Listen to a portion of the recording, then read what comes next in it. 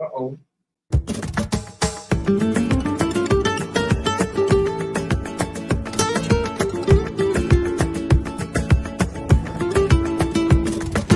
Hasta mis rodillas, rogando por favor, no me dejes solo en mi vida.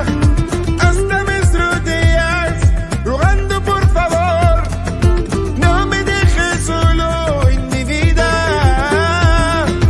Tus ojos prohibidos siempre me vuelven loco.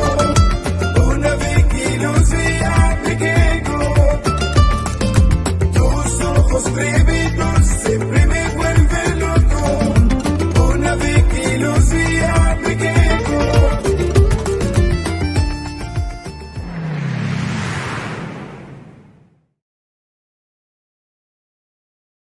What's up, my entire Dominican Route family? What's going on, y'all?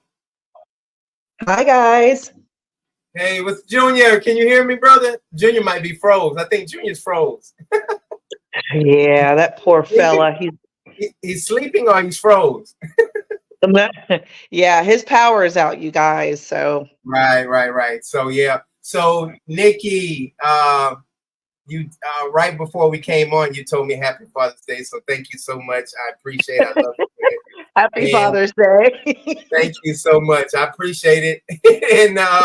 and Junior, talk to me. How's it been going with you? Ooh, Junior? How's it been going for you? With you? How's it been going? Oh. Okay, I'm sorry. So today, instead of being at the flea market, I was out at a Father's Day event in Statesville, North Carolina.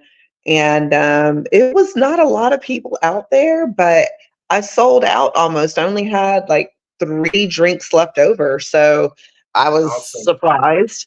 Yeah, it was very hot. So over in the US, it is getting very hot now. So yeah. Uh-huh. That's insane. Yeah, that's good. I'm glad. That's good news. That's always good. You're in Charlotte right now, right? Yeah, I'm in Charlotte right now visiting. Uh-huh. Good. All right, let me send my shout outs. Junior, you can you hear us now, brother? Can you hear us? Yeah, my internet keeps going in and out. Oh, you good. That's all right. Just roll with it. I know your electricity is out. I'm gonna say Happy Father's Day to you, brother. Oh, it's going in and out. All right, Carl. Carl, shout out to you. Walk on. You know, I hope if Rico ever comes up, is Rico a father? Does he have any kids, or is he just? Does Rico have any kids? If Rico doesn't have kids, right? Yes, he does. But I heard that's really not Rico kids. You know, that's what I heard. That's really not Rico. Hey, brother, what's up, man? What's up, motherfucker? Yes, I'm a baby daddy. Oh, I am a proud baby daddy. Come here. Somebody called me about a month ago and said one that of my proud grandbabies. hey there, young fella. What's up? I said, say hello. Happy Father's Day. Happy Father's Day. What's up, buddy? How you doing? That's my friend, Coach John. This how is you my doing, younger buddy? boy's son. I'm over here on Daddy Day cooking. You know how they Oh, always man. put our ass on the grill or on the stove. And it's supposed to be our day, huh, Rico? Yeah, I know. But look, they got me a little bit of gin and a Corona, so they said Happy Father's Day. I'm drinking one too, man. Yeah. We're gonna enjoy it. We're gonna have fun. Cheers to you too, Nikki. Cheers to all of y'all. I'm gonna send the shout outs real quick. Walk on. Always good to see you, brother. Carl, all in the house, brother. One of our members. Shout out to you, brother. Junior in the house. Junior's having electrical problems. His electricity keeps going in and out. Pim Boy, shout out to you. Good Sunday. Shout out to everybody that's a father. Shout out to y'all, Miss Sharonda. Shout out to you, sister. Patrick, what's going on, brother? Always good to see you. My mom says, Happy Father's Day, son. I love you, mama. Thank you so much. George, shout out to you, brother, from Orlando. Who else we got? That's it. Carl says, "What's up? What's up, Rico? Man, we're gonna have some fun today, man. How's it going? Tell me about you, Rico. Where are you and what are you doing, man?" I'm in an area outside, not far from where I live, called Prince George's County, Capitol Heights, Maryland, right outside of DC. And my son called me a couple of weeks ago, maybe about 3-4 weeks ago, and said, "Hey, Dad, what are you doing for Father's Day?" I was like, "Nothing. I never am." He's like, "Do you want to do some crabs?" So a thing we do here in Maryland is, we have what's called the Chesapeake Bay, and it's famous for a type of crab that grows here. It's called a blue crab, and if you live in this area, you grow up on eating these crabs. They're expensive. They're not cheap, but it's a delicacy. So, and we usually get them from Memorial Day until Labor Day, which is crab season. And they go out to the bay and they crab all these crabs and they sell them. And they be $300, $400, $500 for a bushel of crabs. And we cook them. And it's a tradition that we grew up eating on all the time. And it's like our crack. It's this type of crab, and it's like the addictive taste. It's pretty good, then. It's good. Yeah, it don't fill you up, but damn, it's good. I call it. It's like our crack. like crawfish almost. Yeah, like you were saying, like you guys do with crawfish, we do with Chesapeake Bay blue crabs. It's a real delicacy, and we just love it. So I try to get them at least 2-3 times a year. Sometimes more, it just all depends. And it was a great day for me to speak. My wife got me up this morning, but she didn't get me. I got up to walk my dog. I've been taking my daily walks, since that's my little episode. And she took me to breakfast. So we went out and had breakfast. And then I was gonna go to my father-in-law's house, but I was like, I said, baby, I'm gonna go spend the day with the boys. So she's like, okay, cool. So I've been down here since about 12 o'clock, and I'm trying not to get too liquored up because I still got to drive home. That's right. Take it easy. But, when I get with these fools, now they all grown, I think the youngest, the launch is like maybe 28, 29. Oh, yeah, they grown. 35, 36. So we done took a couple of shots to Father's Day already of 1942 and Don Julio. And I'm like, I got one more left, and that's it. Right. I have a question. Go ahead. About the crab. So blue crab, that's what you said, right? Blue crab? Mm-hmm. Shout out to African, Dominican, and Haitian gunmen. Go ahead. I'm sorry, Nikki. Go ahead. Yes, shout out. Hi, guys. So I'm wondering, taste-wise, what is the biggest difference to you? Because I love like king crab and like dungeon crab. And they're very similar, those two. So, but I would imagine blue crab has a different taste to it.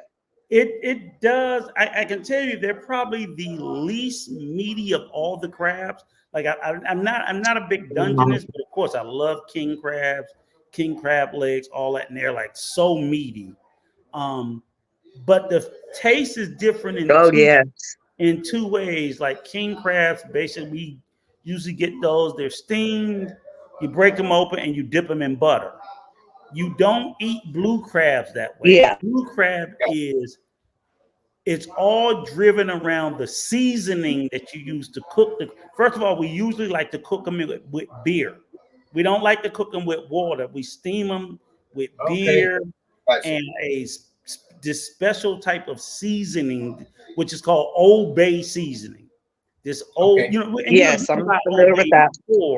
But there's the regular Old Bay you buy in the store, and then there's a special crab seasoning mixture that's very briny, very salty. And when you cook with it, it cooks into the meat, and it just then like you get very little meat. I'm like, that's why we always call it picking. You have to fight like hell to get the meat out the crab, but when you get it, it's like finding a pearl in an oyster. The taste. So it's different from king crab. King crab, they're similar, but they're different. So it's kind of hard for me to describe. I just think blue crabs is more driven by the seasoning that you cook the crab. So you have the same texture of crab meat, but it's just seasoned very differently when you put it in your mouth. Gotcha. Hey, brother, so we gonna get on the topic, man. You know, I'm gonna say this real quick. YouTube and with no substance in their foolishness, I have noticed even the guys that we pay attention to and the YouTubers, it's mostly black YouTubers, but they're starting to tone down the foolishness, in my opinion. I wish they cut it out altogether, but have you noticed that, Rico? No. Okay. No, It seems like it to me, because a lot of people that are doing the right thing, it seems like they've been on their ass. And like you said, with everybody go check out J-Day with that interview with him and Rico. But it seems like, man, it's just my opinion. I could just be crazy. The only reason why I say, and yes, you are crazy, but regular crazy. And the reason why I say it is because I'm in outside the travel space. I'm in a few other spaces that's like black dominated. There's one, where like you got people speak that gender war nonsense, and then people who do sort of like what they call the manosphere nonsense. And I was actually on a platform of a content creator earlier in the week, and I really feel bad about it, but they allowed, I'm not gonna say they allowed, there are white people in these free speech absolutist spaces, who will freely call you the N-word, who will freely call you nigger. And there are black content creators who are having conversations with people that are calling them nigger and saying that they understand and they should have the right to say it. So that's not good. No, that's not good. Yeah, so that's what I'm sitting there saying is because they're so hell-bent on let's have the conversation. And I'm like, every conversation don't need to be had. I was on a platform where that happened. I didn't know this person was gonna come. So I feel a little dirty about it. But at the same time, I support that content creator. I just think they was doing it for the money. I think they were doing it for the bag. And because you still got people out here who will, for shock value, the shock jock value, who will bring on people to do the most. Tommy Sotomayor, I don't know if anybody ever heard his name. I freaking hated that guy. He's been kicked off of YouTube and he's all over on other people's platform. And he has a long history of shitting on black women, black people, with the most vile, despicable shit, and people still platform him. So in my opinion, for the number of spaces I travel into outside the travel community, I say, no, it ain't got no better. Right. I hear you. Now, let's talk about the positive. What are the positive things like we're doing in J-Day and Boris and James, and name some of the things that they're doing that's positive for everyone. The things that looks good on YouTube. The most positive, and I'll say the most positive thing that yourself, J-Day, Noberis, a few other channels that I follow are doing about it is not talking about the negative. I don't think you guys are doing enough, so do not pat yourself on the back. Don't get crazy. But I'm saying you guys do not talk about you guys not all the time. Right. It's not that you don't talk about the bad stuff. You're not mentioning all that seedy, dirty, underground shit like the worst ones are doing. And that's a positive. Right. So I'll say thank you for not doing that. But still, I think,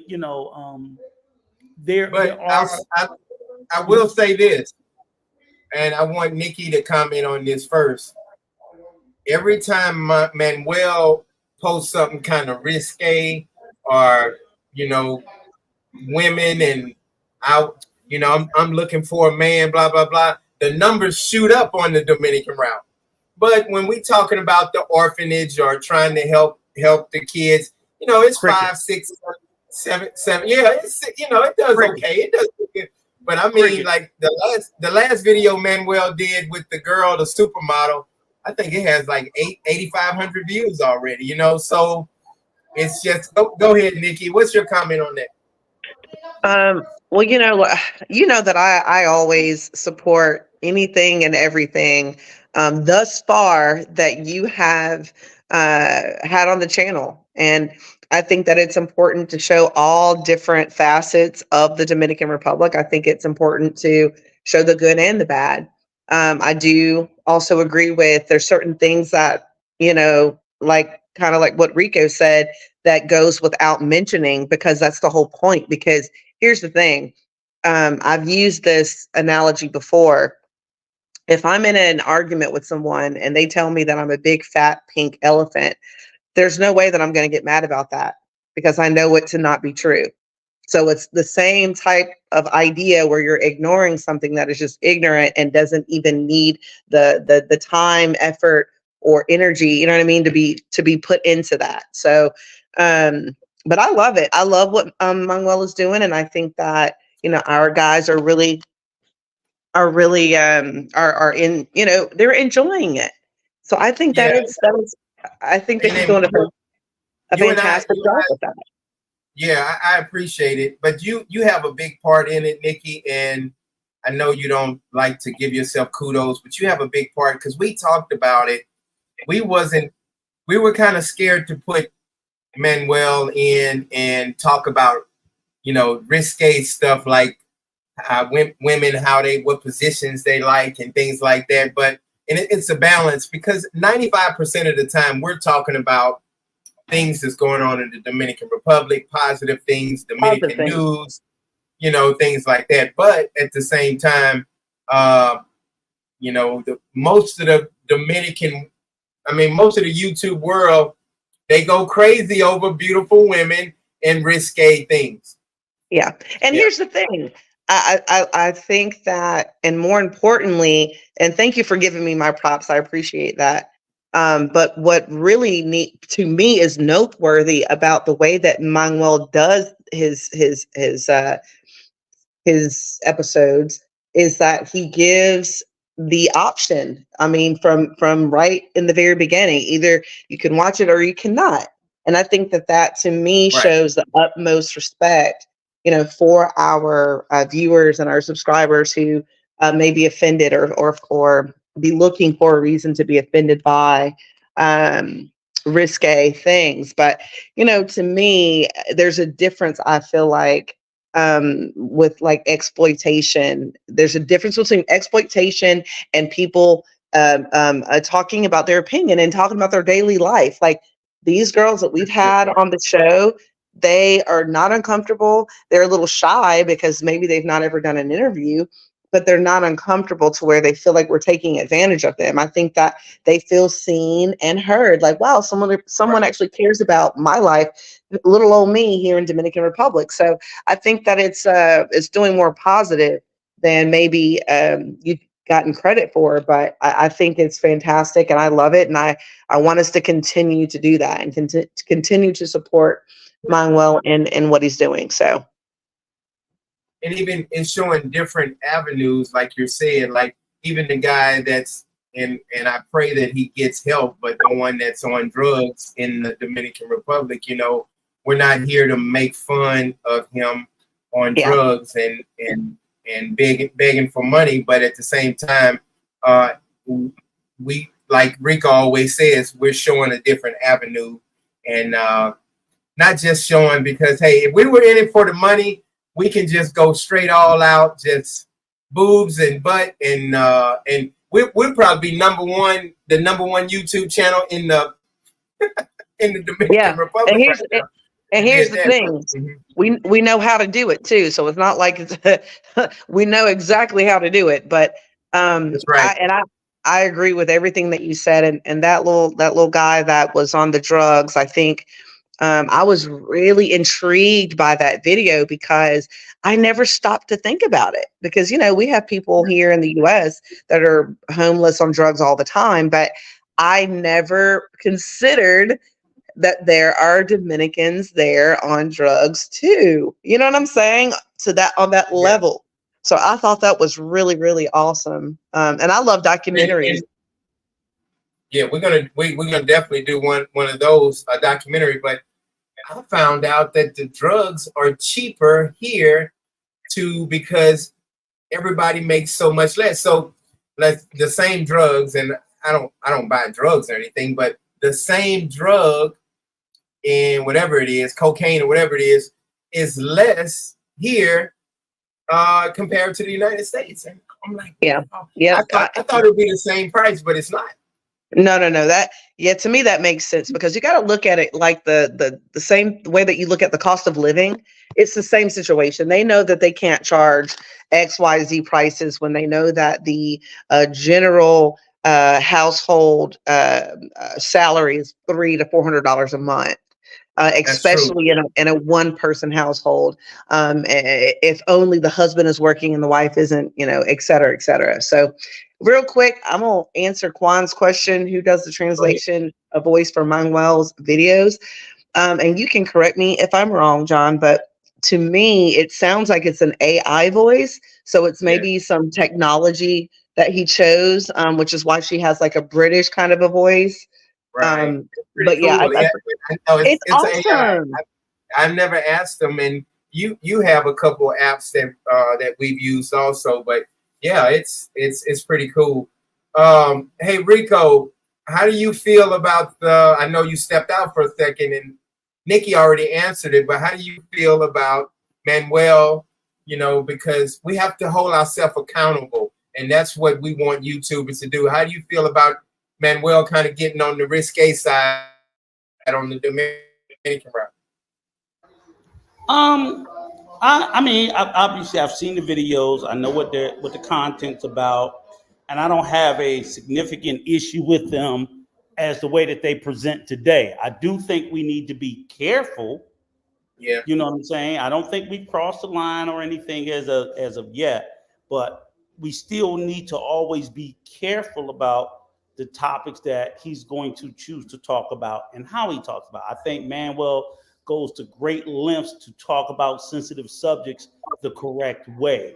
And I hope he will continue to do that. But that still doesn't mean we need to be trying to look around the corners for any blind spots, because I don't want to talk to somebody that maybe's been through, a young lady. What about the guy on drugs? Do you think we kind of stepped overboard with that? I didn't say that. I'm about to get to topics like that. I'll shut up. What I'm saying is, no, I don't think the topics is the problem. I just want to make sure that we talk about them respectfully in the right way. Some people will sit there and take a person who's been through trauma and you re-traumatize them because they're mocking them. They're making fun of them and shit like that. So I would never want us to do shit like that. We're talking sex and then people, he can't like, wait, whoa. And you got to read the body language of the person. Do they feel like Nikki said, do they feel comfortable talking about it? Because everybody doesn't. It's like just, one person may be fine. The other person, she may, I don't know, maybe somebody forced themselves on her. So you always want to be, and even these women who are out here selling themselves, they end up sometimes being victims of forced sexual encounters and so on and so forth. So I just want us to think about it. And when I was on J-Day or any other channel, when I'm talking about it, when I speak out against these YouTubers and these passport bros, is because, I mean, let's just face it. We know how they talk about these women. They talk about them like their property and their commodity, to include that fat motherfucker from the boot from Louisiana, who I don't want to say his name, who looked like he one of your fucking cousins, that sorry fat motherfucker, that swear up and down he was getting all this pussy in the States when wasn't nobody fucking him but somebody that looked like his fat ass. It pisses me off because they do this shit. And they get up here and they talk about, oh, I was getting plenty of pussy in the States. Nigga, you wasn't fucking nobody. You wasn't fucking nobody in the States. And that's why you come overseas and you exploit poor women. So it pisses me off because I'm like, you sit here on this fucking internet, Ronan, with your fat ass, and you sit here and you pretend like, nigga, we see you. I got fucking eyes. I see you. I know you ain't fucked nobody in Louisiana unless they look like you. But yet you wanted to make people believe that you were swimming in pussy in the United States, that now because all that pussy you were swimming in the United States, now you in the DR, in the fucking barrio, fucking some fucking socially economic deprived person, and you want to pretend like that for some reason that woman is better than the women in the United States. Mama, he not our cousin. He just, Mama, he just saying that because we both from Louisiana. That's all. So go ahead. Dirk, this is not a straight. This is motherfucking direct. This is direct. No, Giamo's the worst too, bro. Like that dude is so corny to me, bro. It's ridiculous. He got fucking OnlyFans, Patreon. They're recruiting whores and selling whores as regular women. They're not regular women. Stop. But you know what? That's my issue. That's not good.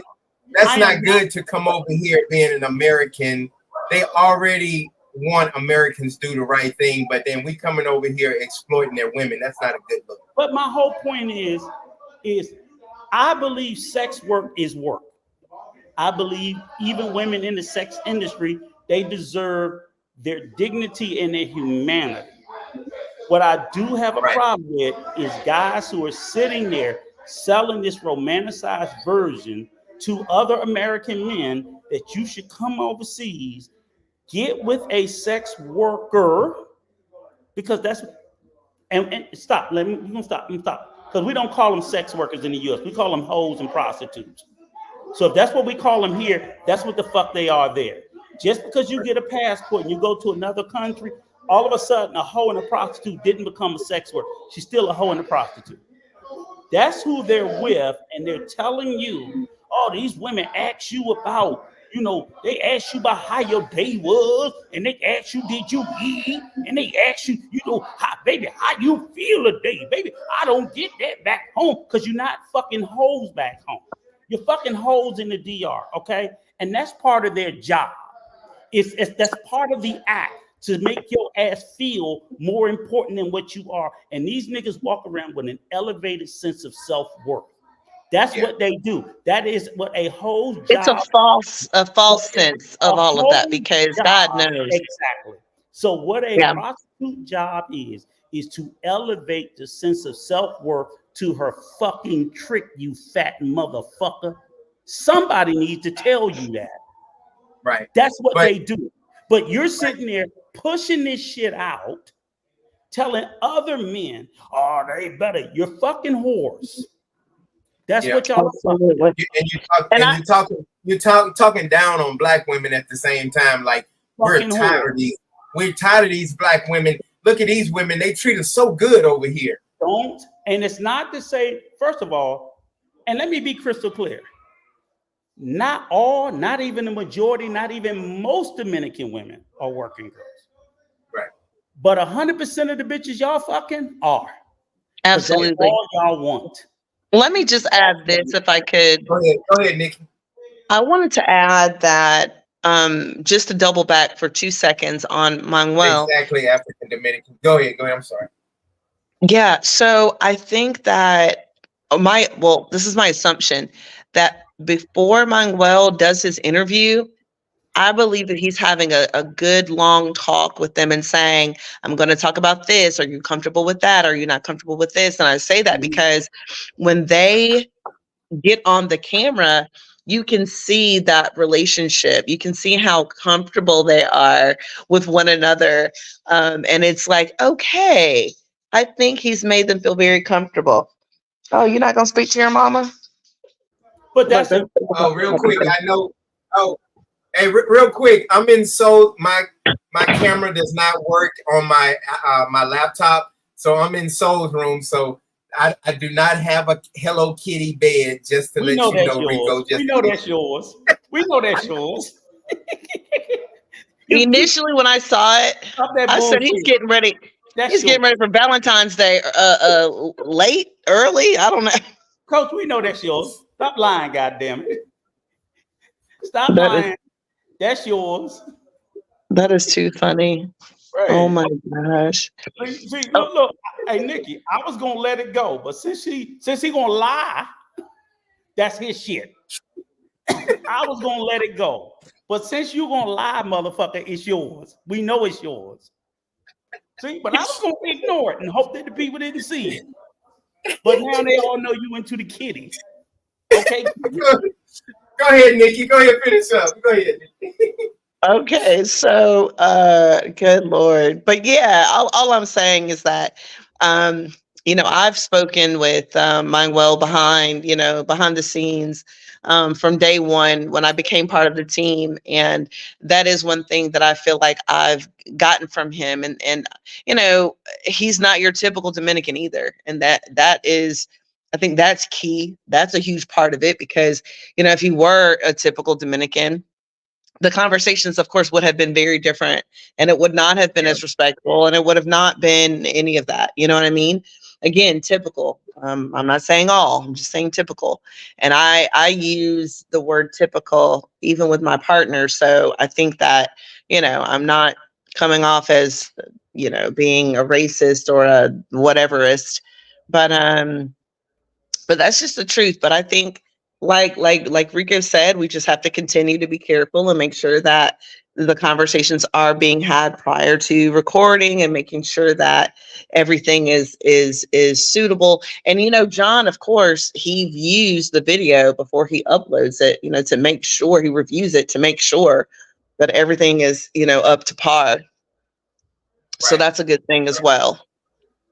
Yeah. And I just and Rico and J-Day, they said it earlier the other day, and they were like, man, we gotta stop every time you see, and I'm gonna be upfront. Jennifer, she said, John, I don't understand when I pick up white Americans, and this is what Jennifer said. She said I pick them up, we stop at the grocery store, they pick up their little fun products.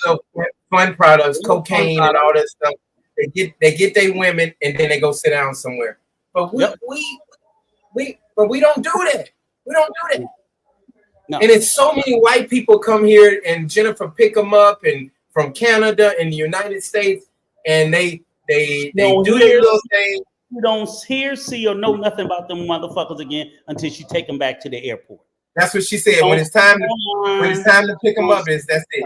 None of it, and we can't do that. And again, when we go back to these YouTubers and family, y'all that's watching, the subscribers, y'all know these motherfuckers. I named them. I don't give a fuck. They can't do nothing to me.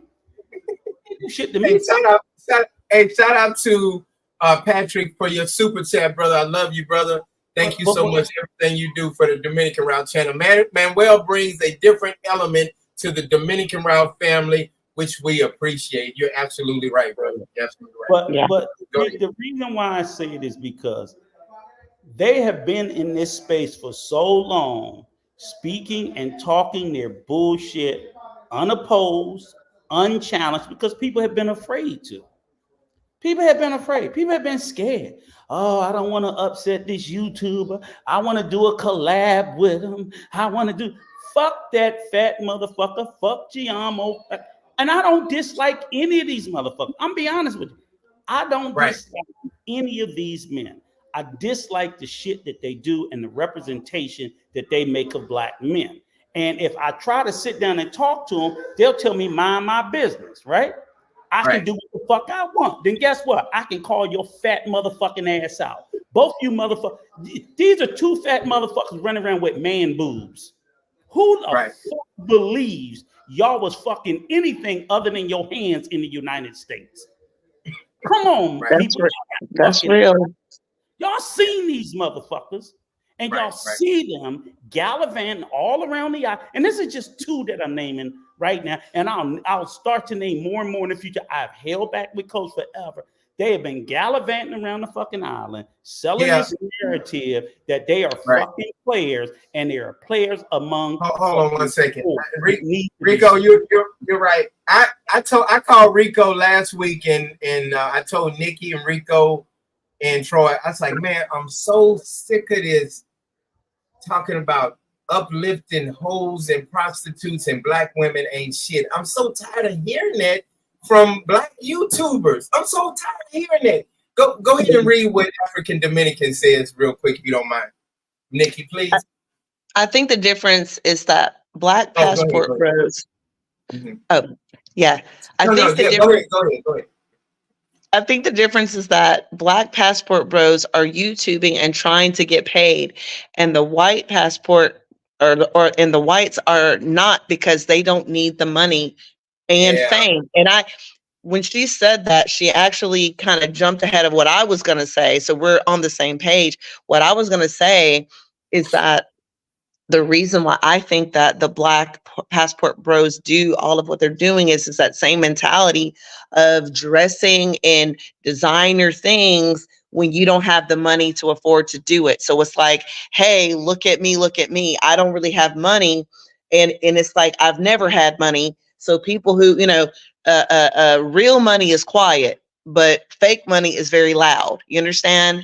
And that's true. Yeah, because think about that, and not to throw New York under the bus, but I remember growing up meeting a lot of people from New York, and it was so important to them that they had a Chanel bag and the this and the that, but then they couldn't even pay their rent. And I'm like, you're so concerned with how it looks, but you're making yourself even more broke. And it's ignorance. It's really what it is. They're so ignorant that they want to, hey, everybody look at what it is that I'm doing, when a mature businessman that's really about his business, he's going to go over there and be quiet about it and have a good time. And John and I, we have a very good friend, not going to say any names. That's what he does. He goes to DR and he tricks off. He has a blast, and he does it quietly. There's no photos, there's no footage, there's no receipts as to what this man has done. And that's the way it should be. You know what I mean? He's been here 20 times, and he loves to have fun and all of that stuff. Can you read African Dominicans, please, if you don't mind? I already read that one. You want me to just say something else after that one? No, John, hold up. Let me tell you this, because I want to address a couple. I'm sorry, Nick. Click on Dirks, the guy DIRK. Okay, let me go back to him. The TMI? Yeah, and wait. Quan says Giamo's women are fives at best. They are. That's what makes it even more insulting. That's what makes it more insulting. Quan, shout out to you, brother. No, but John, no, go back to that. Because I've always said that, bro. Go back to that. The reason why that is, hear me out. You're sitting there throwing up in the public face a bunch of 5 working girls, prostitutes. That's what they are. You're putting up a bunch of 5 prostitutes and saying somehow they're better than American black women. Do you know how fucking insulting that is? Oh, that's bad. I didn't even think about it like that. So when I watch that and I see that, and I'm like, I mean, really? They look like some of them women look like me on a bed. They be laying on the bed, and they be just. But you know what you got? Yes, John. Oh my God. This is what we're doing, right? The most unattractive, non-sexy. Yes. What I love though. Mm-hmm. Here's the deal. Perhaps John is so stupid. Perhaps people are tuning in because they are just in awe at the fact of like how what is the word? Like, it's no big deal. These women are no big deal. No, and maybe that's the allure, perhaps. What it is, Nikki, is unfortunately he speaks to the men of the lowest common denominator. Absolutely. And unfortunately, among our community, that's a big population. That's who he's speaking to, and to them 5s look like fucking 9s, and they the cats meow and all that. But still, I wouldn't even care if he spoke to that audience in private. It's the fact that it's public because everybody gets to see it, just not his audience. But I did want to go to the next one, the guy Dirk. To the next one, Dirk. And his comment is also true because this is a gentleman called TMI Santiago, and he's another YouTuber who also traffics in the pay-for-play space. And again, I agree with Dirk 1,000%.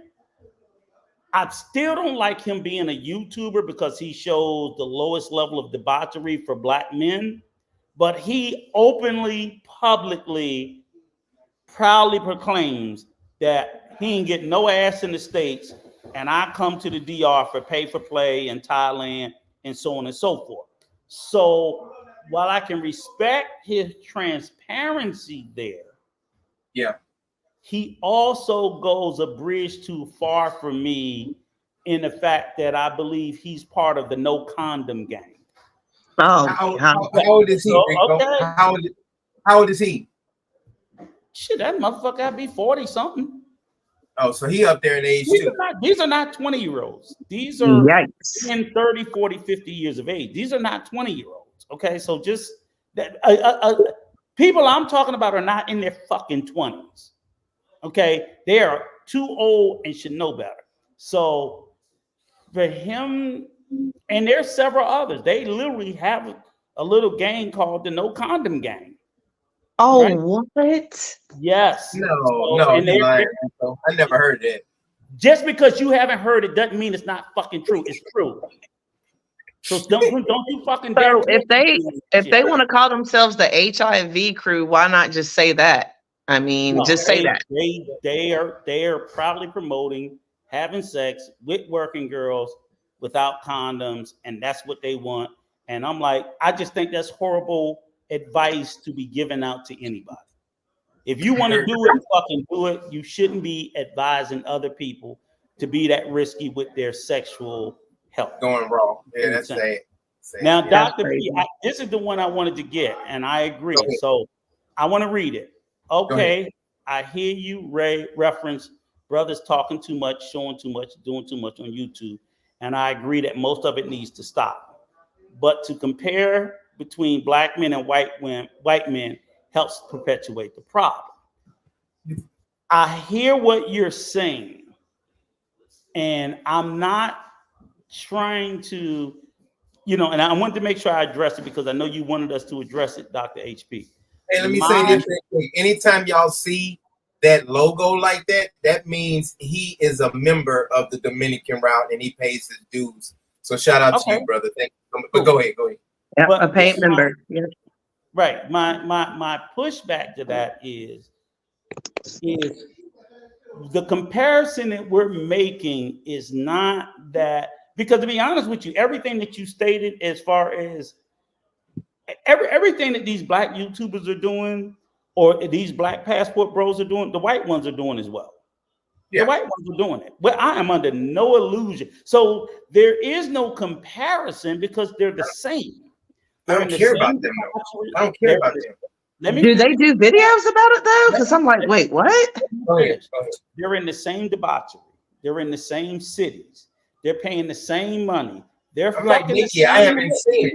Like Nikki, I haven't seen it. Go ahead. Can I finish?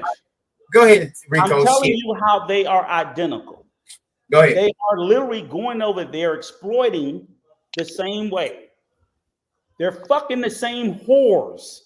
They're literally fucking the same whores. They're fucking them without condoms the same. Mm-hmm. They're falling in love with them the same. The only difference predominantly is one demographic is pushing it out this image publicly and one is not. While both demographics ain't shit, what is hurting us in the moment, or what I can call out, is the public display of the debauchery. I would want the debauchery and the exploitation of women to stop from both communities. Right. But if I can't do that, the least I can do is say, can you stop making us look like fucking fools? Because the white boys are doing the same thing. The white boys are doing the same thing. And that's the defense that the black people, oh, you ain't saying that when the white boys were doing it. I didn't know. Right. Do you understand my fucking point? We didn't know the white boys were doing it. Well, I have a question. I have a quick question. Y'all are doing Name. Now this. I know this white YouTuber died about a year or two ago. He was kind of doing it, but I don't know any other white YouTubers that's doing it in the Dominican Republic. Do you, Nick? A lot of them doing it. They're just not. They're not putting it on YouTube, John. They're just not putting it on. They're not putting it on YouTube in the same way that the black YouTubers are. There was doing it. You're correct, Rico. You're absolutely correct. And there was this one guy, and I think his name was like Cuban something or another. Cuban Dave. I believe so. And didn't he go to jail for a while or something? Costa Rica. In Costa Rica, yes.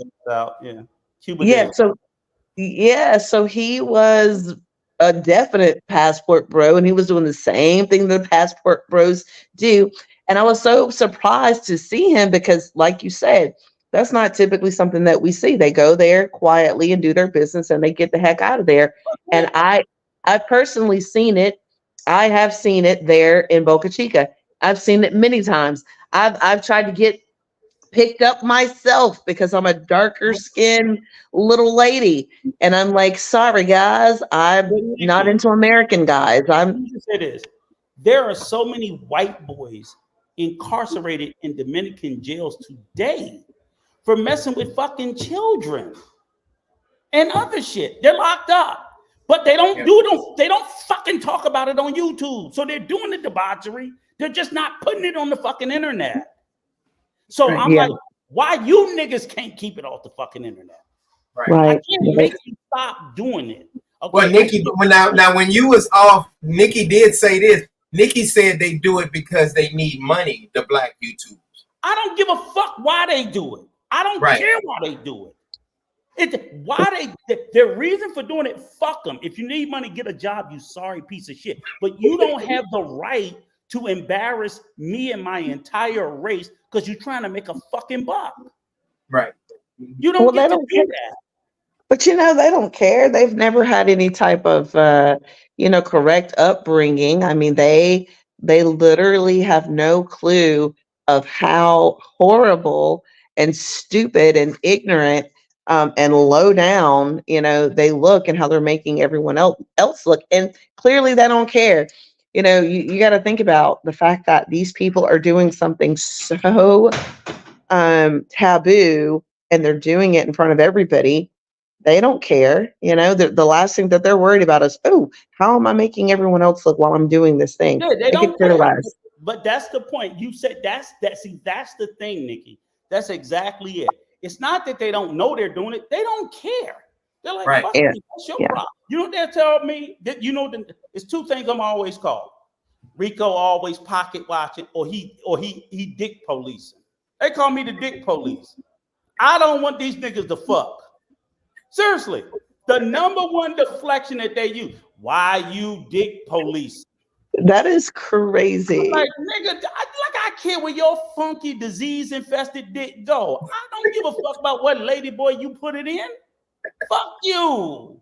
I'm saying you shouldn't have the right to tarnish the image. As a black man in this world, we live and have to fight against stereotypes every day. And Dr. HP, so why should it be niggas out there making more stereotypes?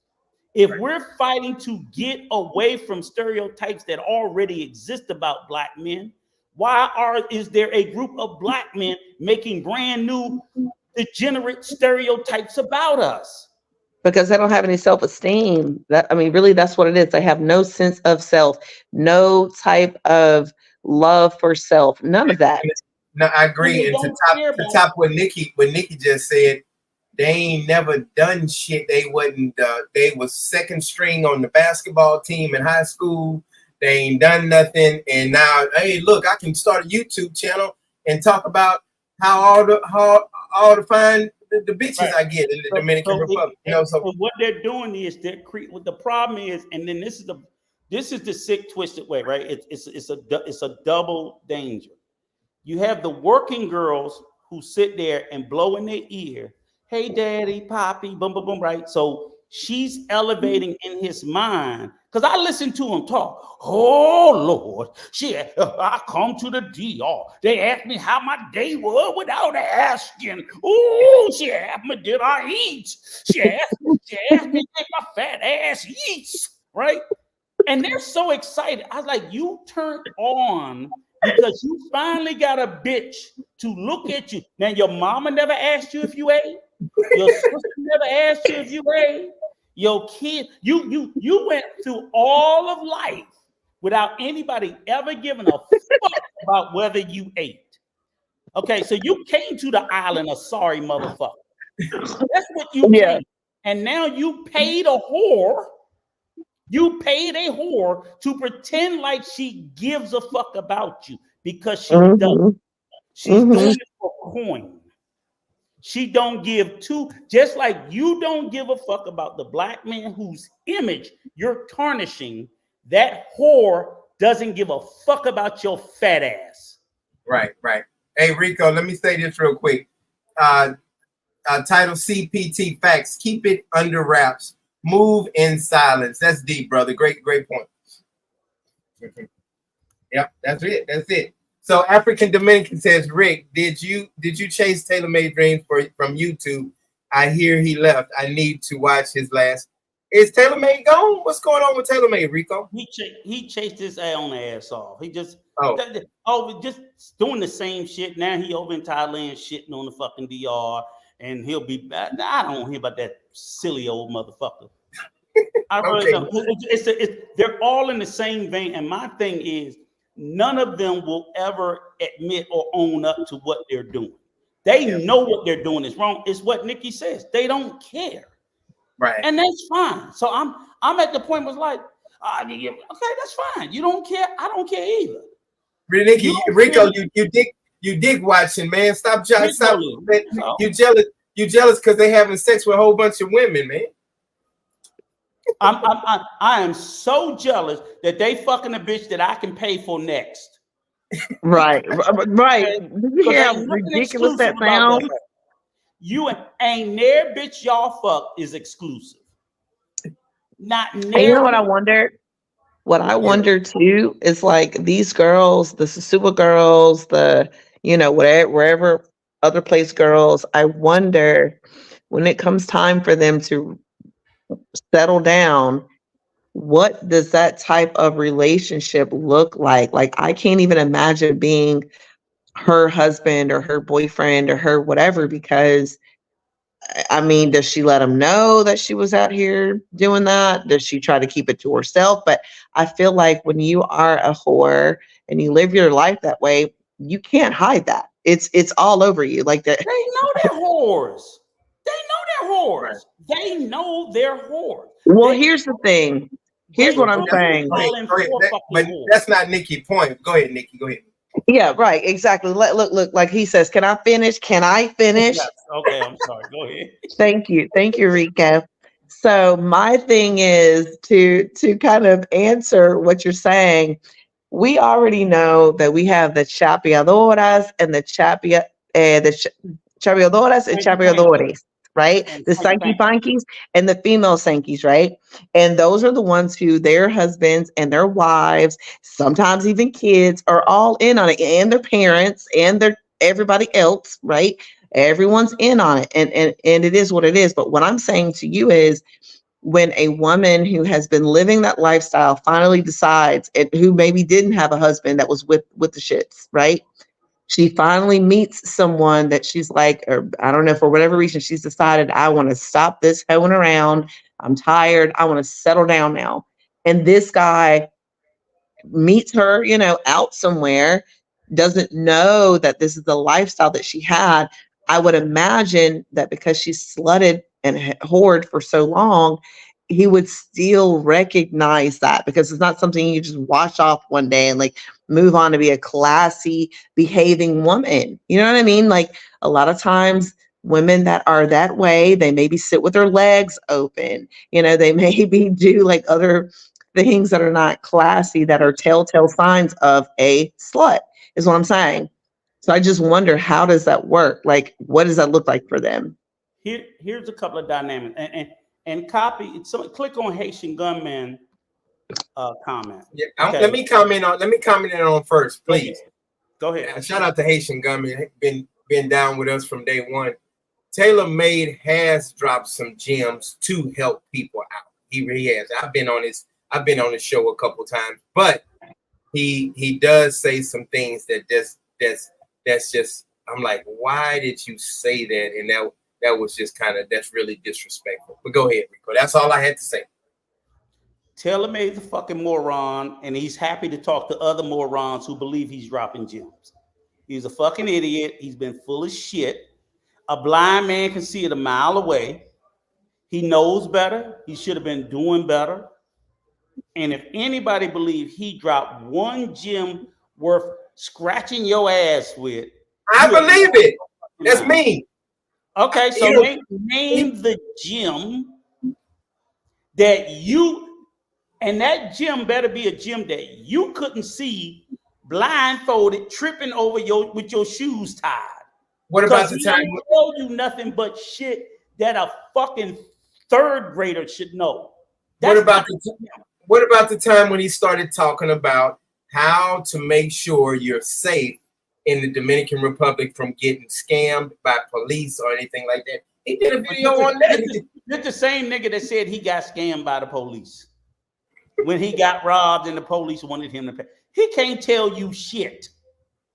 He can't tell you shit but how to get scammed. Rico, all the shit you talk about, you be off sometimes. I don't tell nobody how not to do nothing. I don't tell nobody how not to do nothing. You got to figure this shit out on your own. I don't. Name once I told somebody how they should do something and how they should do. I say what I see and my perspective and how I see things. You do it any way you want. You told me to stop. You told me to stop being nice to everybody and don't let nobody come to your house no more. You goddamn right, because that's my house. There you go. That's my house. Again, about me. Go to Dr. Block. No one. People are not an idiot because they don't agree with me.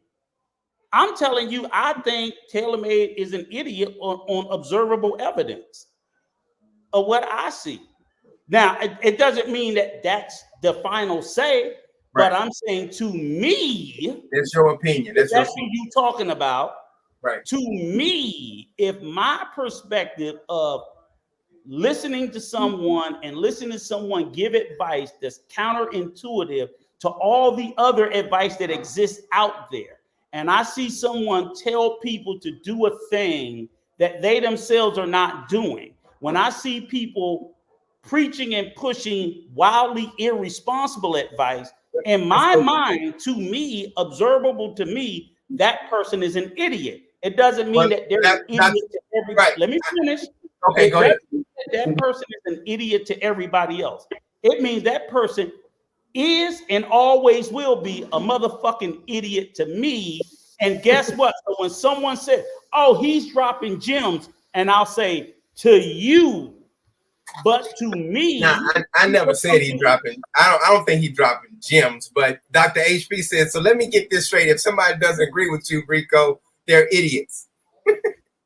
Yeah, to me, yes, they're an idiot to me. And it's not that a person doesn't agree with me, because let me be clear. If we're talking Dr. HP, this is only if we're talking about HP. I've never had a conversation with him for us to agree.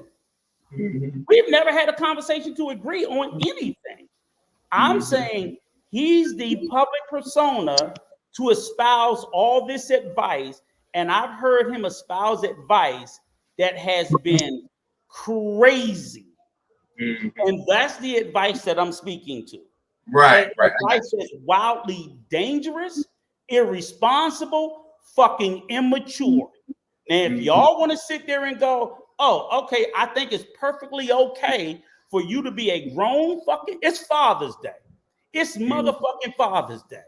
So today, since it's Father's Day, if the advice is that you as a father would sire and bring into this world a child and get upset about your fucking teeth, that you would leave and abandon your fucking child, and you think that's wise advice, to me, you're a fucking idiot and a piece of shit.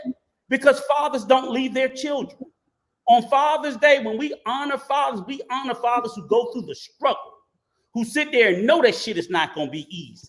And no shit is not always going to go their way. But their love for their child, you sacrifice your own wants and needs for the betterment of your fucking children. So I take fathers very seriously. Yeah. Very seriously. So when I see a 60-year-old motherfucker do some irresponsible, juvenile, and immature shit, because you motherfuckers like them, miss me with that bullshit. That's not the conversation we gonna have. That on my side of the table, that's okay, because that's just not okay for fathers. Not when you got little girls and little black boys out here suffering, and we're sitting there talking about how bad the black community is, but fathers are not stepping up and being fucking fathers in the way that we're so required to be. If you choose to lay down with a hoe and procreate and make a fucking child, then man the fuck up. And I shouldn't be telling you that at 60. That's the behavior of a fucking 16-year-old. What the fuck are we talking about? Please don't talk to me about that on fire. If that's who we talking about. If that's about. But if we talking about something else, I could be way wrong. But I know when I get into these conversations, people like certain people and they want to defend their shit no matter how bad it is because you like them. I'm not going to defend Coach if Coach doing some foul shit. If Coach get caught doing some foul shit, nigga, you on your own. Fuck you. Not jumping out there because he's my friend, but I'm not going to defend him doing nothing wrong. I will not do it. He better not call me. I'm like, man, you better get out of my face with that shit. You know you won't. Step out there, own up to it, man up to it, and do the right thing. And if you can't do that, hey, we got to go our separate ways. Is that not my position with you? No, it is. No, you're right, Rico. You're right. Now that's true. You just straight up about it. Hey, Lalo says the bigger question is that man is he happy with his choice? If he is, what was a good decision for him? It was a good decision for him.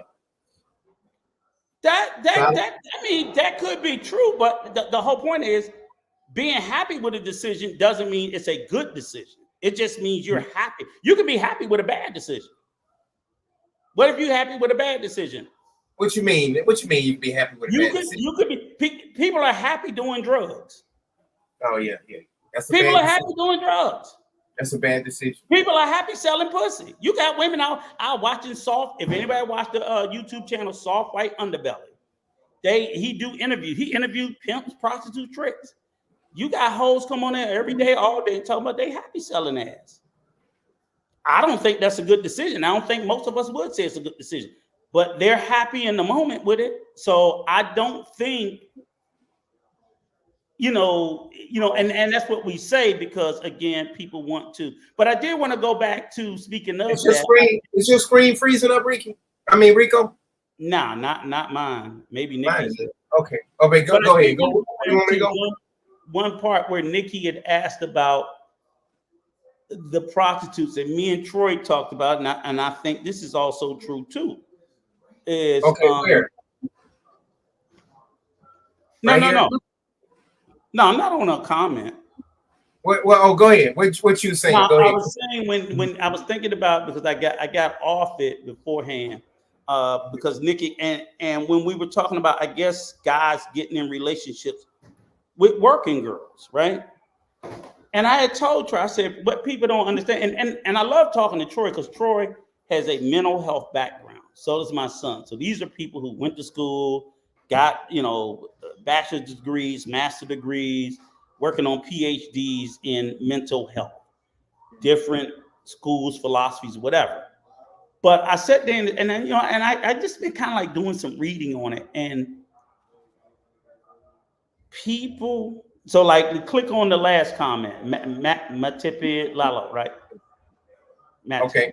The last one. Yeah. No, the last comment. Right. Okay. And he says, I've seen men marry hoes.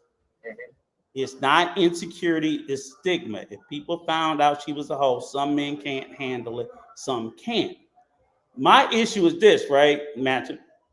Where I would say it's almost always 100% destined to fail is people don't understand that part of the mentality. A lot of people don't understand what it takes for a woman in particular, and probably men, because they haven't really studied men, but mostly women, to go into the sex work industry or the hoeing industry in particular. As men, I know, coming from a position of power and privilege, we like to think hoes just like to fuck, right? That's what we want to tell ourselves. Oh, they just like to fuck. I got old big old dick and that, and she turned on, right? But what we don't think about is the emotional damage and trauma, basically what a woman has to do to herself emotionally to allow herself to open up her most intimate parts of her body to fucking strangers. Mm-hmm. Whores, prostitutes, sex workers are selling themselves to people they don't know, they have no emotional attachment to, they may not like, they don't desire. Oh, do you know how hard that is? And I always ask a man, how easy would it be for you to sit there and say, I have to have sex? And I say, I'm not even gonna say a man. You gotta lay down with the most hideous, unattractive, big, fat, smelly, vile, despicable woman over and not even the same one, but a different one over and over and over and over again. What would you have to do to yourself in your fucking head to have to accept that? I said a lot of times these people take themselves to like a dark, they almost take themselves offline. They so because they do that to try to protect their sanity. Mm-hmm. And what happens is when most of them get to the place for them to be able to do that work, they never get to come back from that place. Do you understand what I'm saying? The place they had to go to be a whore, most women never get to come back out of that space. So that's why they say when you can't turn a hoe into a housewife, because once she becomes, what they have to endure to do that work, even if I'm not even saying they're going to be still selling pussy. They sometimes don't know how to reconnect with a person. So it's like, oh, but I love you. She don't know how to show emotion. She don't know how to connect because that woman spent so many years killing that. Now you asking her to act like someone who's never done that. Most of them can't do it. They just can't. It's just like a person that's been, say, a child that was violently. Now you were like, well, she don't look like. You don't understand the shit they've been through. It's not easy for people. So we'll understand it if a woman was violated. But I'm like, when some of them do it willingly, they just can't come back from that. I want to interject if I may. Go ahead. So I agree with a lot of what you said, Rico. And, really one thing that I feel like is important that we mention is that a lot of women who have lived that type of lifestyle, they're very toxic. And that's just what they're used to. And so when they get into relationships, the only way that they know how to behave and the only way that they know how to, I guess, behave in the relationship is toxicity. So what are we talking about? Immaturity, insecurities, creating issues when there's no issues really that are there, being paranoid. Because here's the deal. If you've never been made to feel like you're important or that you are someone or that you matter or that you are anything, No one can just keep telling it to you. That doesn't make a difference, because if you don't feel that you are, none of that matters. And that's why I say all the time, like, if you don't have compassion for yourself, you can't have it for someone else. So specifically in this instance, if these girls have never had self-love, they're not capable of loving someone else. Because here's the thing, when they're using the word love, what they're really meaning is, I just need you. I need to have a connection with somebody. I need to feel like I matter. I need for someone to tell me that I am worth something, because without you, I'm not going to feel like I'm worth anything. And I'm not going to feel like you understand? So that's a totally different situation. It's a totally different situation. Oh no. Oh goodness. Hold on a second. Yeah. Let me just Go say ahead. this, Nikki. So, and Matib Lolo, look, see, I think what you're doing is you're conflating the two different, right? Okay, because you came out with that same old manosphere talking point. We understand the impact of too many sexual partners. It has nothing to do with too many sexual partners, okay? Because men are the biggest hoes on the fucking planet, okay? But for some reason, all those numbers of sexual partners have no impact on us, right? So I can have 1,000 fucking bodies and I'm perfectly fine, but a woman having 1,000 bodies, and again, now we're talking about willingly. When we're talking about sex workers, we're not talking about willing partners. Because a sex worker, it's not willing.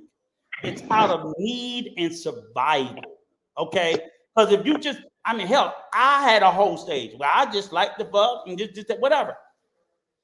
But I chose who I wanted to be intimate with. That's not the same as a sex worker who doesn't get to choose. Do they get to choose to say yes or no? Not really, because if that's the only motherfucking trick that came through that day and she need to pay her fucking motel bill or a hotel bill or to feed her kids, she don't have a fucking choice. But I've always had that choice. So you can't say, oh, women that have too many sexual partners, they're damaged. I don't even believe in that dumbass philosophy in the first place, but you go ahead, rock out, I could care less. We're talking about choice against no choice. Most women in the sex trade are driven in that space where they have little to no fucking choice, and what they have to do, which a lot of them are sex trafficked, okay? So they're there even under the guise of force, okay? So yeah, she's forced to have 1 million fucking sex partners, okay? And if she's been out there on the blade, on the stroll, doing it for X amount of number of years, you talking about you gonna fucking wife her up. She don't know how. She's broken is what I'm trying to get y'all to fucking understand. And they're sitting here in these YouTube spaces putting up broken women who are mentally and emotionally broken inside and saying, oh, this is wifey. This is wifey material. These are fucking whores. And here's the thing, and to add to your point, a lot of the times these women are people who don't have access to therapists. Some don't care to see a therapist. So I say all that to say they're not even going through the healing process. They don't know how to be healed. You know what I mean? And I do believe that people can be healed. I think that people can learn how to be different. But to me, that's what I like to call unlearning, right? Like if all my life I've always felt that whatever it was that I felt, right? And then one day I meet someone else who comes from a similar background and they're doing life totally different and they're successful and they're happy. It's like, oh, wait a second, I can do that too. Again, it's unlearning, meaning now I have to do it completely different. And I also have to leave the past in the past. I cannot keep looking at that because that's just going to be a constant reminder of what I don't want. So it's to look to the present and look to the future to figure out how to do it better. Okay, and here's the point. Please highlight Tony Oviedo's point, right? Which Because one? again, the last Even time, broken can be repaired. That's bullshit. true. No. Let me tell you why. The same way that an addict will never stop being an addict. You can be sober, but what do they tell you? You're always an addict. You're always an addict. So you could be a drug addict, you could be an alcoholic, and you could have not drunk or did drugs for 20, 30, 40 years. What do they tell you? You one drink, you one hit away. You're never, what happens is you're healed in the way that a broken leg. You break your leg, they put it together, they do it, and then it heals, right? But it's not repaired because it's not the same way that it was before you broke it. So what I'm saying is broken people, while they can come back and still function again, they're not the same as they were before they were broken. An addict who's no longer an addict is not the same person before they was the addict. They're different. You're transformed into something else because you've been through what you've been through. You may not go through it again, but that experience never leaves you. It can't. And you carry it with you. So I'm not saying that, oh, you can't have any. I'm just sitting there saying is to it's a lazy way of thinking because, and you know why it's lazy? Because people want to be fucking lazy. Because guess what? These men that want to come over here and they want to deal with these sex workers. Oh, she pretty. She got a big old ass and a nice BBL. And that's all they care about is what makes their dick hard. They don't care about the person. All they care about is what makes their dick hard. And that's why 99% of them end up getting the dog shit out of them, done to them by these former sex workers who, guess what they are? They're still sex workers. They didn't change. Yes. And here to me, here's the reality of the situation. You either have one or two people, just like you said. You either have the guy who's never been able to get a woman, whose self-esteem is in the toilet, and even, wanting to help someone, for that reason, right? Because it's like, okay, if I help you, then you're helping me with something that I've never had in my life, right? You have that. Or you have the other guy that says, for whatever reason, he just wants to use and abuse, that woman and just get whatever he can get out of her and just keep on doing it for his narcissistic reasons. It's always one or the other. It's never just a regular old person who meets someone over there that says, oh, you know what? Wow, we really connect. And I'm going to tell you why. Like I tell this channel, I tell you guys all the time, and I'm really getting fed up with this. And I'm very serious when I say this. I'm so fed up with American guys going over there who don't speak Spanish, and they're wanting all of these things. And then they come crying to me. I can't even tell you how many people come texting me. Oh, I don't understand. Or can you help me with this text message? Can you help me with this? And it's like, you are not taking the time to learn the language and to learn the culture, but you're claiming that this is somebody that you want to get married with.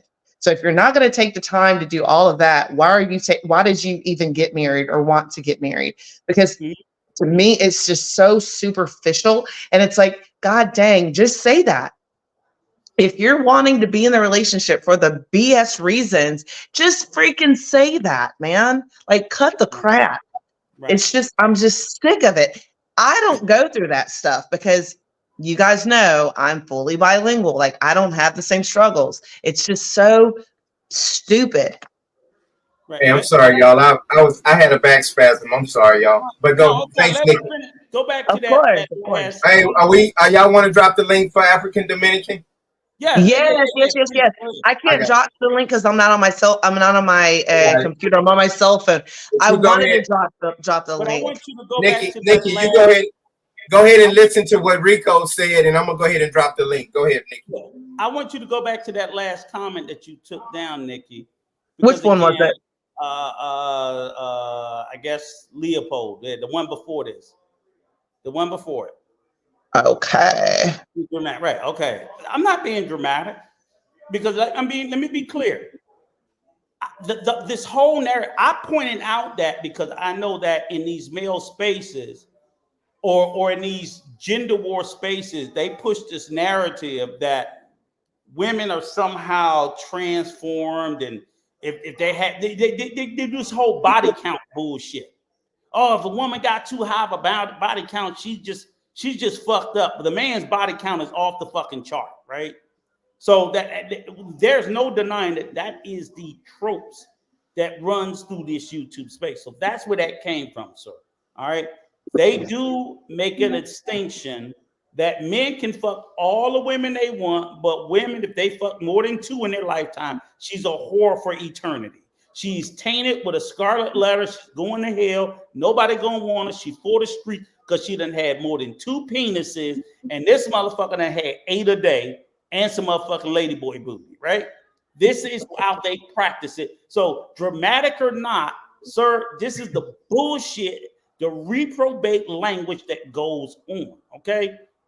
As far as too much porn will mess men up, I don't believe or buy in that shit either, okay? There is no scientific data or evidence to back that up. That is, but there is. That is. There actually is. Okay, well then you're gonna have to show me the scientific data, not a magazine article, not some shit somebody said, not one of them Kevin Samuels. I'm just saying, because see, what I don't do is I don't do the give me the Kevin Samuels quoted fucking goddamn stat, and then I say, yeah, no. The only reason why I can say that is only because throughout the week I watch a lot of podcasts with actual psychologists, psychiatrists. As a wellness advocate, I watch these things. I'll send it to you. And I before I had seen it, I would have agreed with you, like that's ridiculous. But they have done studies on it, so that's why I said that. And then even with that, like I said, I need scientific data to back that up. One, yeah. Then 2, I will say this: even with all scientific data, you'll have some studies that'll point to one thing, and you'll have other studies that will point to something that's diametrically opposed or different. So oftentimes, until it's settled science, meaning like, oh, we've done several studies and reports and we've come together, and then it's what they call settled science. Okay, we know this is this or that. So a lot of the science that's going on in these spaces right now is very unsettled. People are on both sides are just throwing shit out to piss off the other side. And then what was the last part? You moved it to, okay. That was my fault. That was my fault. Okay, too many sexual partners mess up men and women, too many relationships as well. I think I don't go back. I don't necessarily buy that it's sexual partners that destroy relationships. Relationships are destroyed for a lot of reasons. I would my supposition is half the fucking relationships that got destroyed should have never been a relationship to begin with. Regardless of the sexual partners, you know what I'm saying?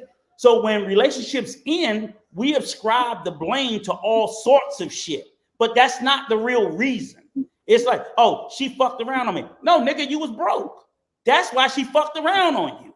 So the relationship ended because you didn't have a fucking job, you deadbeat piece of shit. So she went and found a dick attached to a job, but you attached it to the dick rather than the fact that you didn't have a job. So it's like, what's the reason for that relationship ending?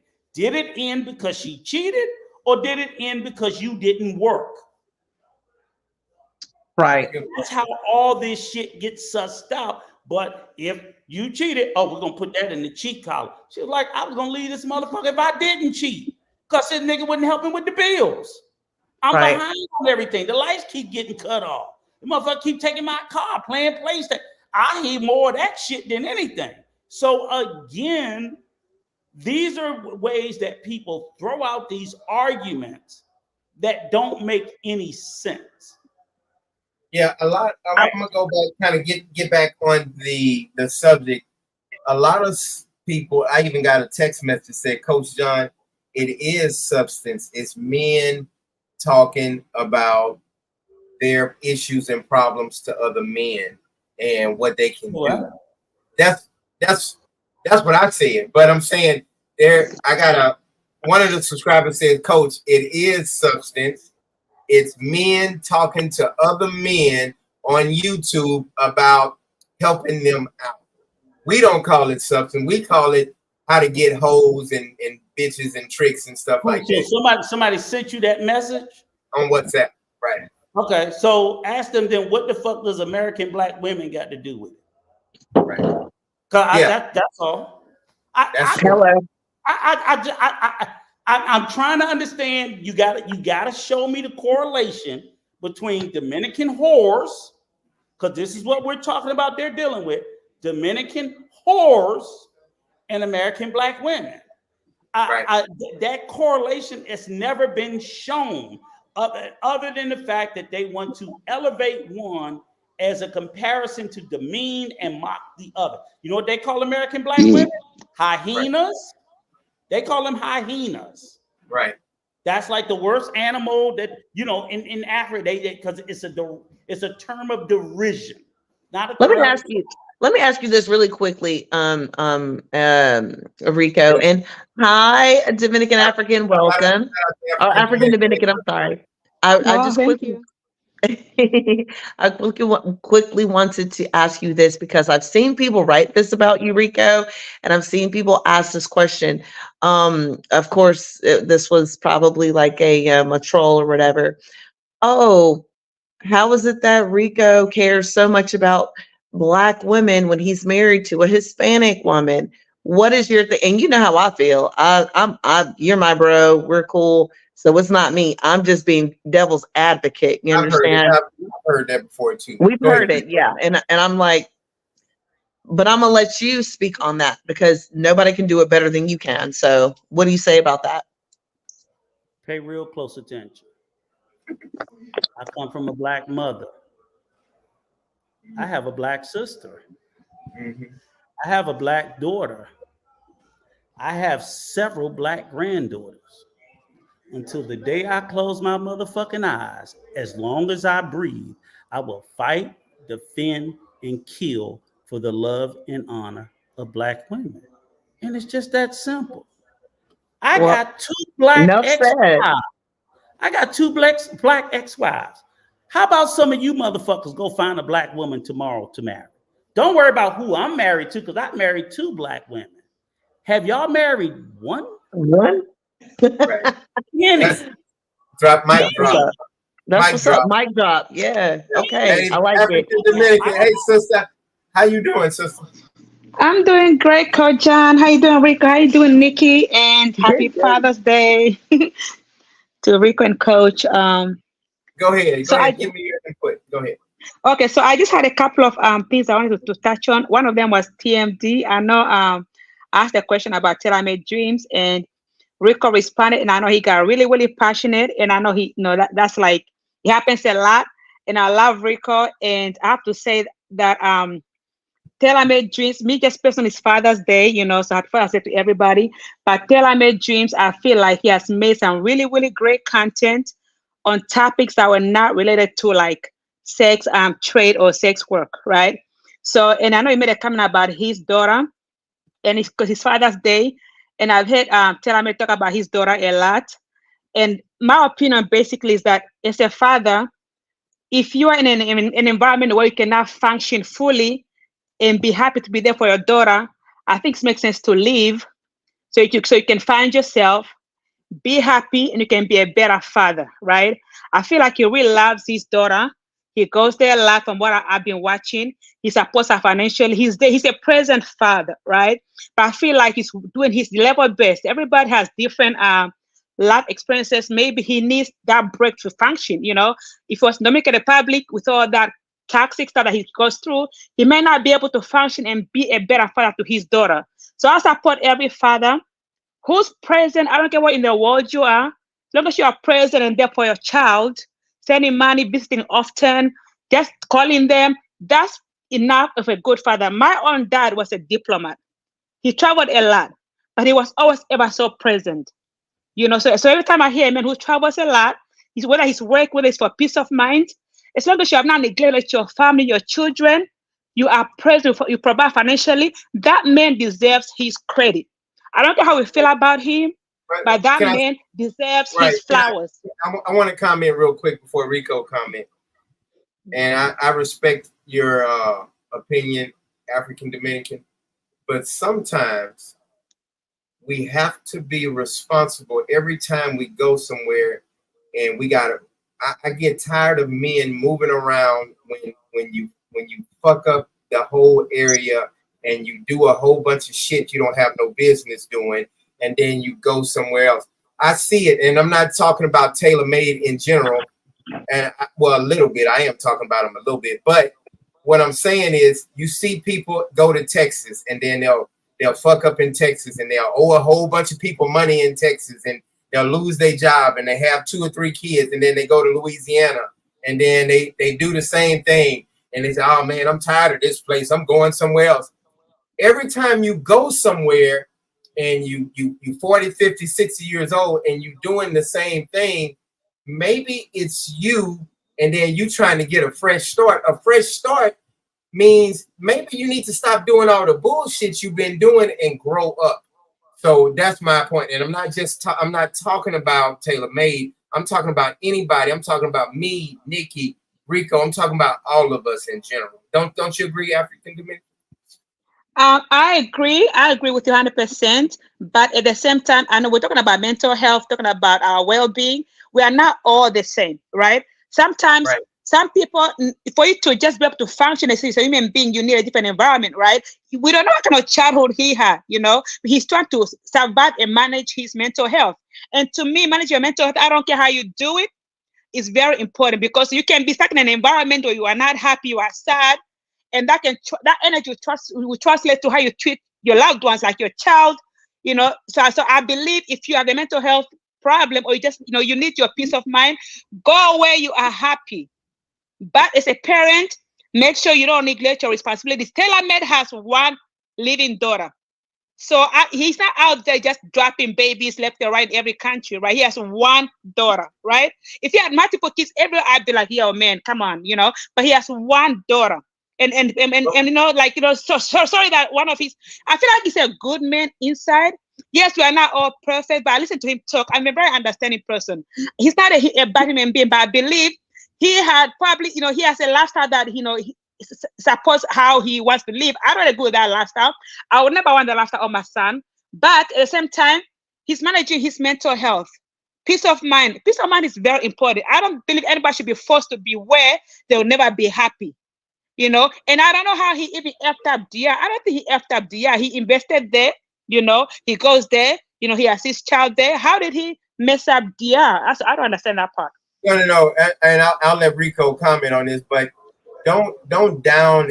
And only thing I really don't like what TaylorMade did was he started down and talking about the Dominican Republic when he used to uplift it before. He would uplift it. He would say, oh man, this is place. Everybody, y'all go get y'all passport. Dominican Republic is the place to be.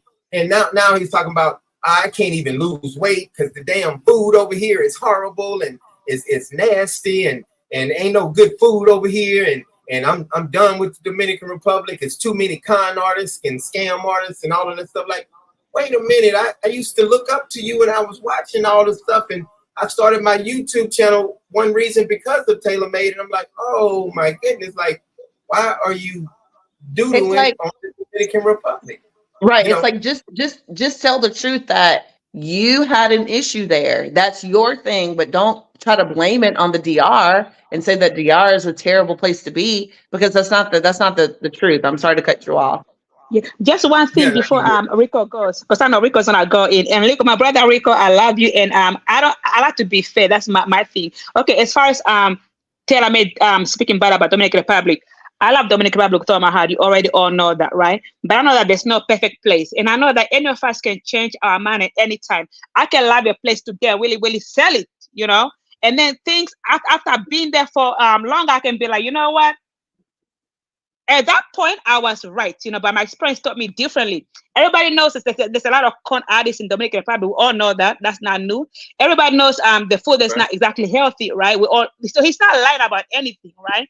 He's sharing his experience. Every time somebody opens their mouth, talking about their experience, we all know that they're talking about their own personal experience. And I understand, and it's like he's not lying about anything. I love Dia, but it's not a perfect place.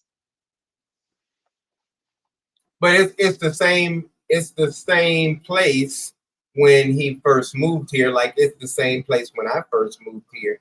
Like when Brenda took all of my stuff, it was my.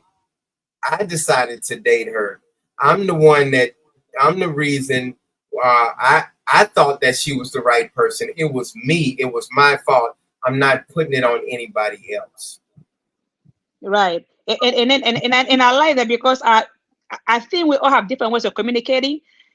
I feel like you, Coach John, you are more like, let me not piss anybody off. Let me just say the right thing, you know. But I feel like Tailor-Made Dreams is like, he just, one thing I like about him, he's very transparent, very honest about what he feels.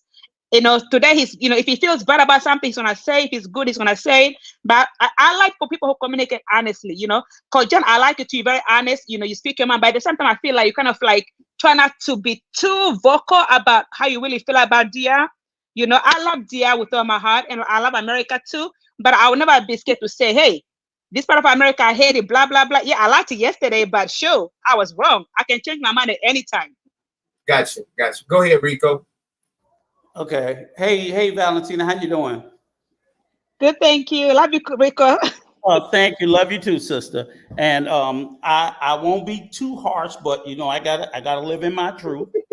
And I know that, you know, obviously you find Tailor-Made in particular to be a YouTube friend or someone favorable. And I know when I say what I say, I know that I speak about a lot of YouTubers that people like. And I don't think anybody should not like them because I see them through the lens that I see them through. But I clearly see Tailor-Made very differently. So I'll start with the point where you said, okay, there's nothing wrong with him telling his truth about the food, this, that, and whatever, and everybody knows it's not true. Then that goes back to Coach's point. Well, why didn't he say that before when he was in the DR? Why did it take for him to get to Thailand for all of the negative things that, because the food didn't just get bad. If it's bad now to him, it was bad then. It didn't get, they didn't start all the fried food after he left. It was always there. So either he was lying then or he's lying now.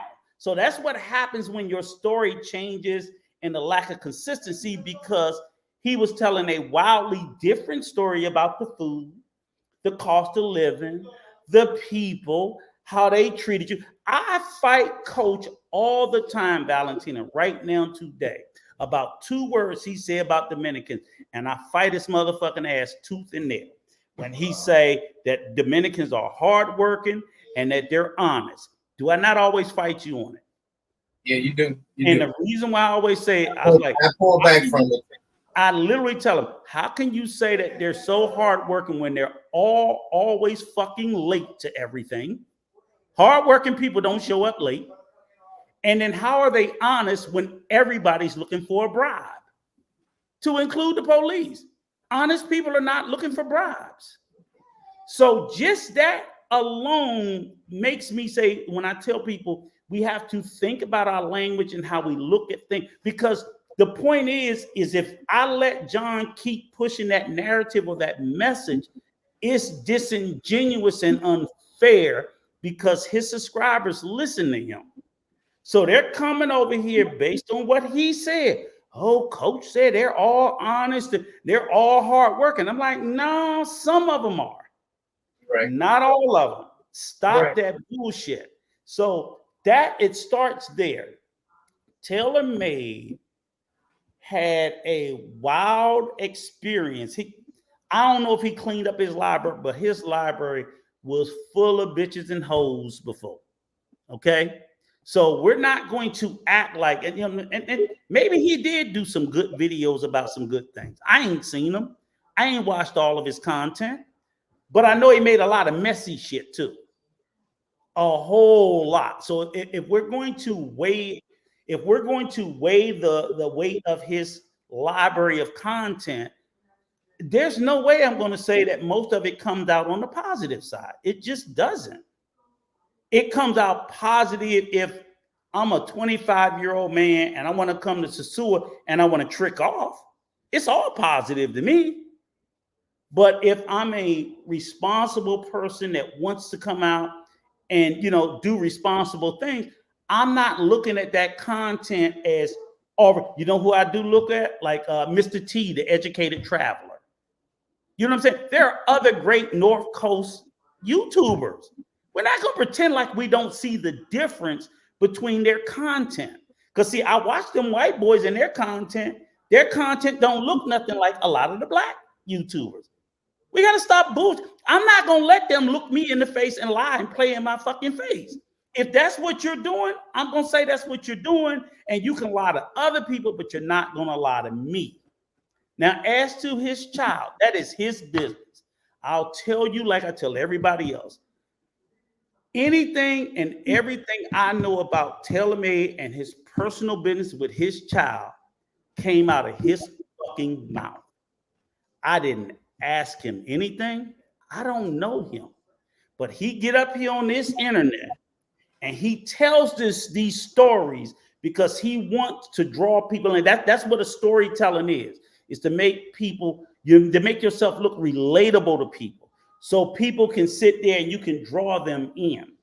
So I'm sitting there as a 59-year-old man I'm saying, why is a 60-something-year-old man impregnating a 20-something-year-old pro?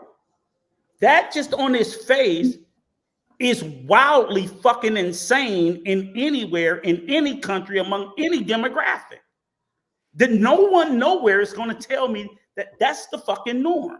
So even if I just start at that point, I'm like, okay, and I get you. You say, okay, he needs mental health. Then you know what I say? Get the fuck off YouTube. He don't need to be. I don't believe everybody needs to be on you. If you need mental health and you need to check out, get the fuck off YouTube. Get the help you need and go and fix your life. But to be sitting here on these platforms and spewing information that I think is harmful to yourself, but then you're packaging this shit like it's okay for someone else to emulate, copy, or do, I find to be very irresponsible and fucking dangerous and stupid, and it makes them a fucking idiot in my eyes. Because that's what I'm sitting there pushing back on juvenile young men saying, hey, young man, you can't, if a 20-year-old father or a 25-year-old father, and he was having problems with his mother, look, I know you're having problems, but I'm not going to tell that 25-year-old man he needs to run away to get his head clear. I'm like, no, it's hard. Life's hard. Unfortunately, you and this woman that you don't get along with, that you can't stand, y'all brought a life into this world. You have to man up, grow up, and deal with it. That's the advice of an older man would give to a younger man. And I feel like at 60, he fucking knows better. We don't tell young men to run away and find yourself when you brought a life into this world. That's not fair to the life that you brought. That's what you should have did before you did it. But now that life's here, you got some fucking work to do. And you don't have the luxury. It may be fine if you want to. So I'm not going to excuse an older man for doing something that I would not excuse a younger man for doing. I would tell a younger man that, look, that child needs you in their life. That little boy, that little girl, you talked about your father. Your father was a diplomat. He didn't leave you willingly, Valentina. He left you because of his job. He didn't leave you to find himself. I mean, I would never compare what you told me about your father doing as a diplomat to what he's doing. He's a fucking YouTuber. And if he had a problem on the North Coast, he could have went to fucking Santo Domingo. You don't have to. People in the United States have a problem with their baby mama in New York. They don't leave America. They go to North Carolina. Like, come on. I think I'm sitting here and I'm just blown away, like how much.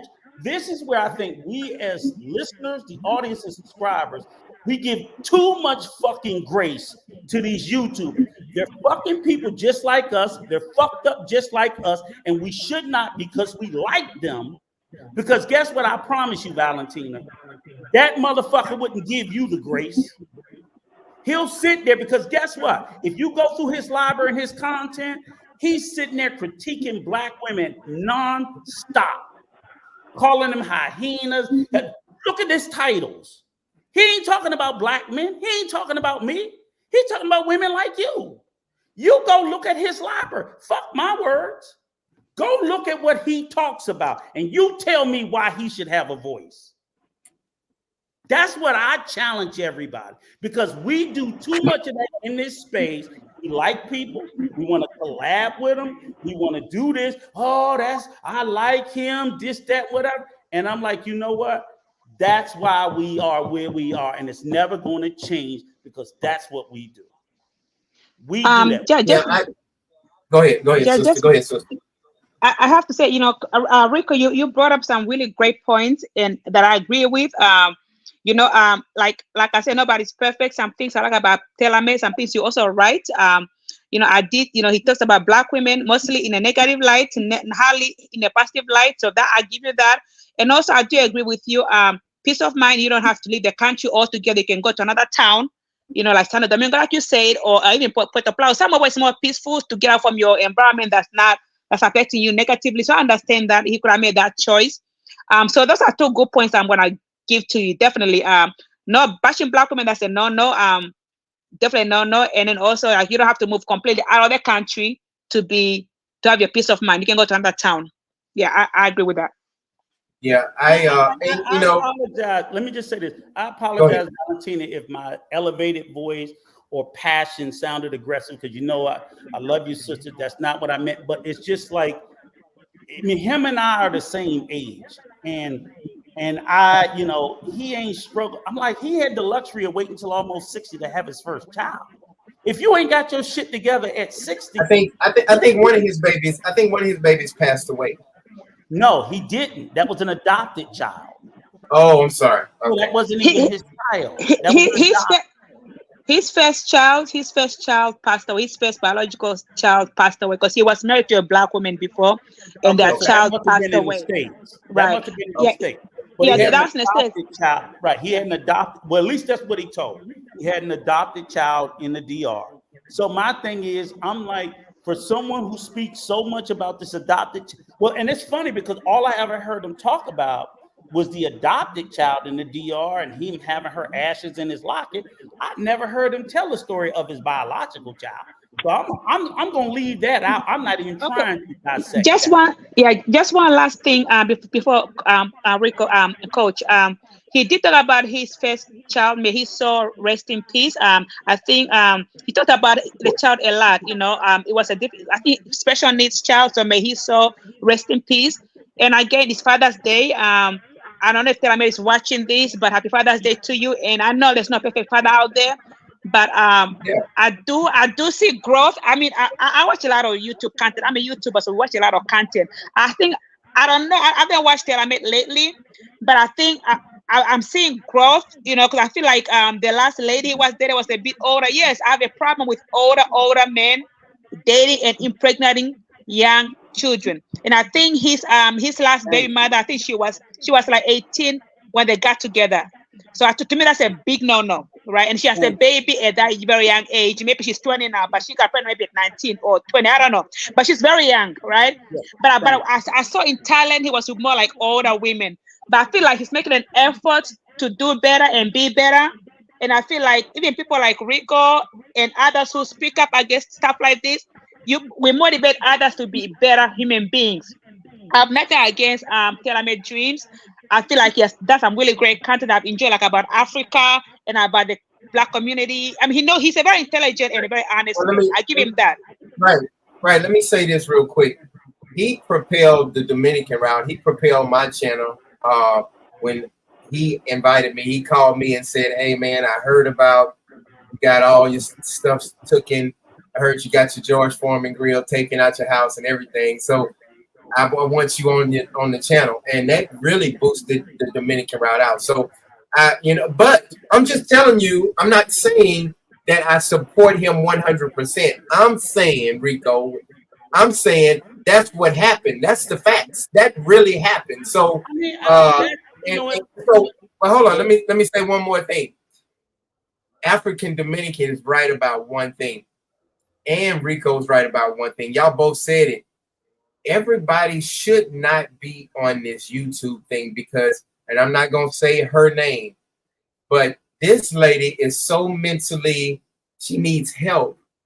And she's doing stuff and she's still trying to be on YouTube and she got like 15 subscribers.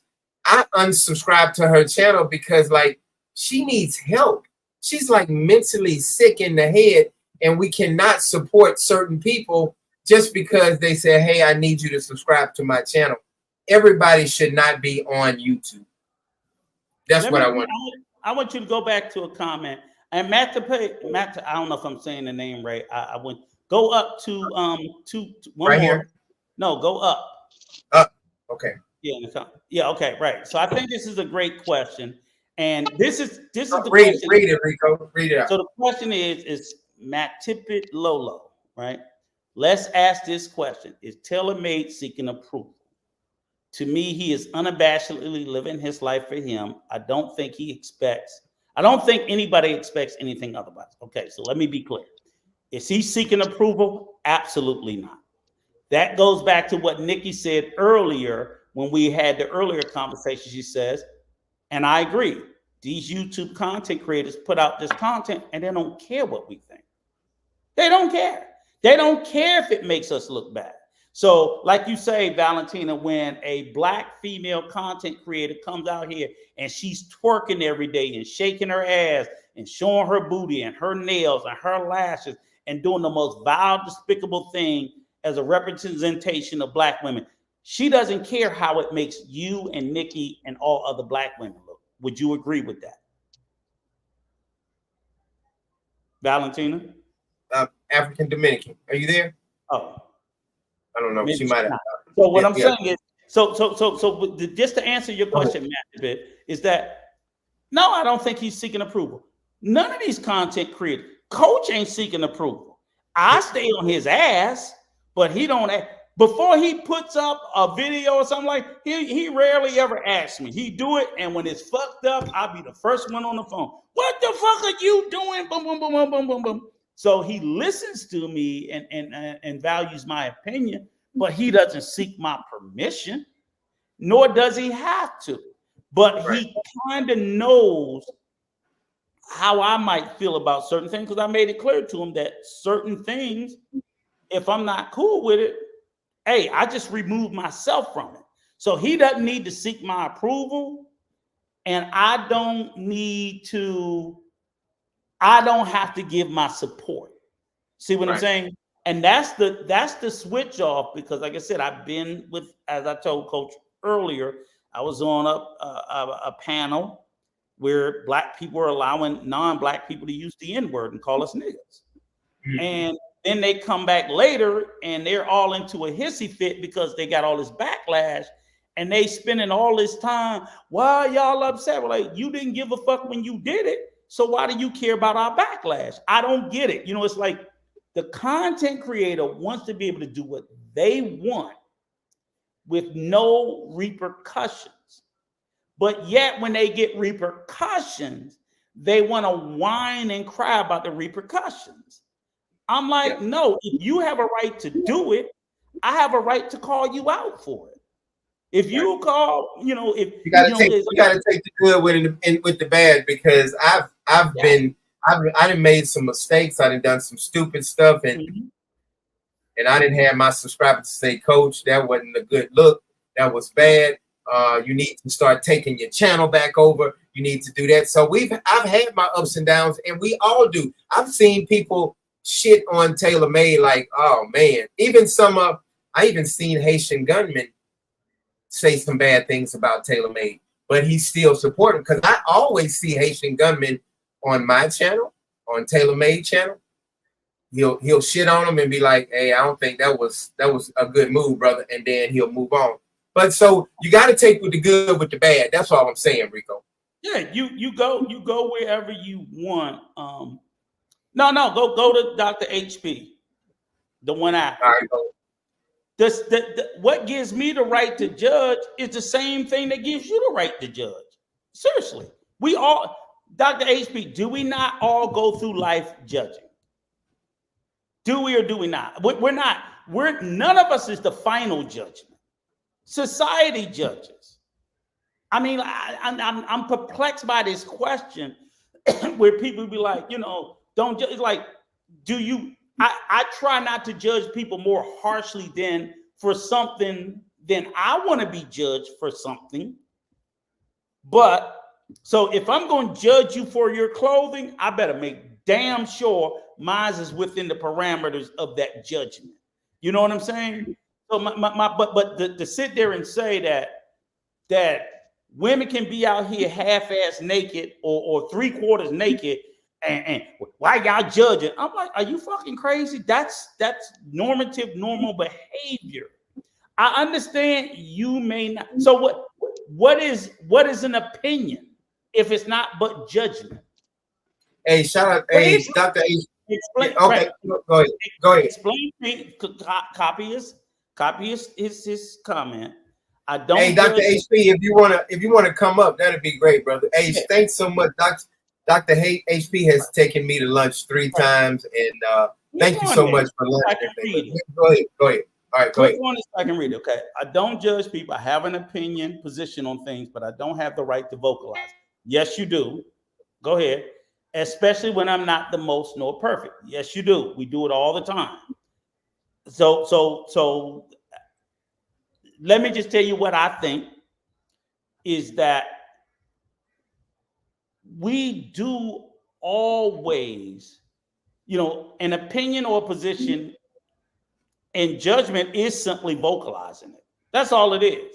You vocalize, you put into words your opinion or position. So we use the word judgment and people like to think, oh, that's the final law, the final say. Well, when it's among regular people, if it's not a judge in a court of law, it's not the final say. It's just a judgment is just a person's opinion or position, as you said yourself, Dr. Black, right? But you say you don't have a right to vocalize it. People do that every day. We do that every day in everything. So I'm struggling with, if in fact I believe, and what you're telling me is we need to live in a world where people will not judge nor vocalize their judgment. Can you imagine the shit that people would be doing? Most things aren't done simply because most things, especially public, are not done because people know that they would be judged for it. He said, Rob says, I don't think it's being judgmental, but just an opinion. Right. But most things, if most people will walk up and down the street smoking weed, drinking, most people would do just not even just so much that, but just so many things. So what judgment does? Judgment are laws not enforced. So basically we have people have opinions and judgment of people, and then you have the law. So when I walk outside the door, I know people are going to look at me a certain way, right? So I'm worried about that. Then I also know, okay, if I don't care about what people look at me or what they say, I know the second level is the law. Okay, that now I don't give a fuck what they think, but now what about what the law says I got to do? That's the second level. So I think all of these things kind of come into play to help regulate society, because it would be chaos and anarchy. You have to agree with that, Dr. Black. I'm not saying you have to, but is that making any sense? At least from the way I see it. And this is just the way what does it say? I don't agree with that, but who am I to say, no, you shouldn't do that? Well, the world I lived in, I ain't never lived in a world with no judgment. Right. Have you ever lived in a world without judgment, John? Never. Anywhere. You sure? What about you, Nikki? Nope. It's never happened. I mean, and I'm not saying I agree with the judgment, but motherfucker, I know the way I dress. Like I don't judge you back in. I don't judge you from 1982 when you was a cross-dresser back in New Orleans back in the day. I don't judge that. I was living in my truth. Okay. I mean, just like, like my wife took me to breakfast this morning. We're sitting at a restaurant. I am an obscene, obsessive cursor.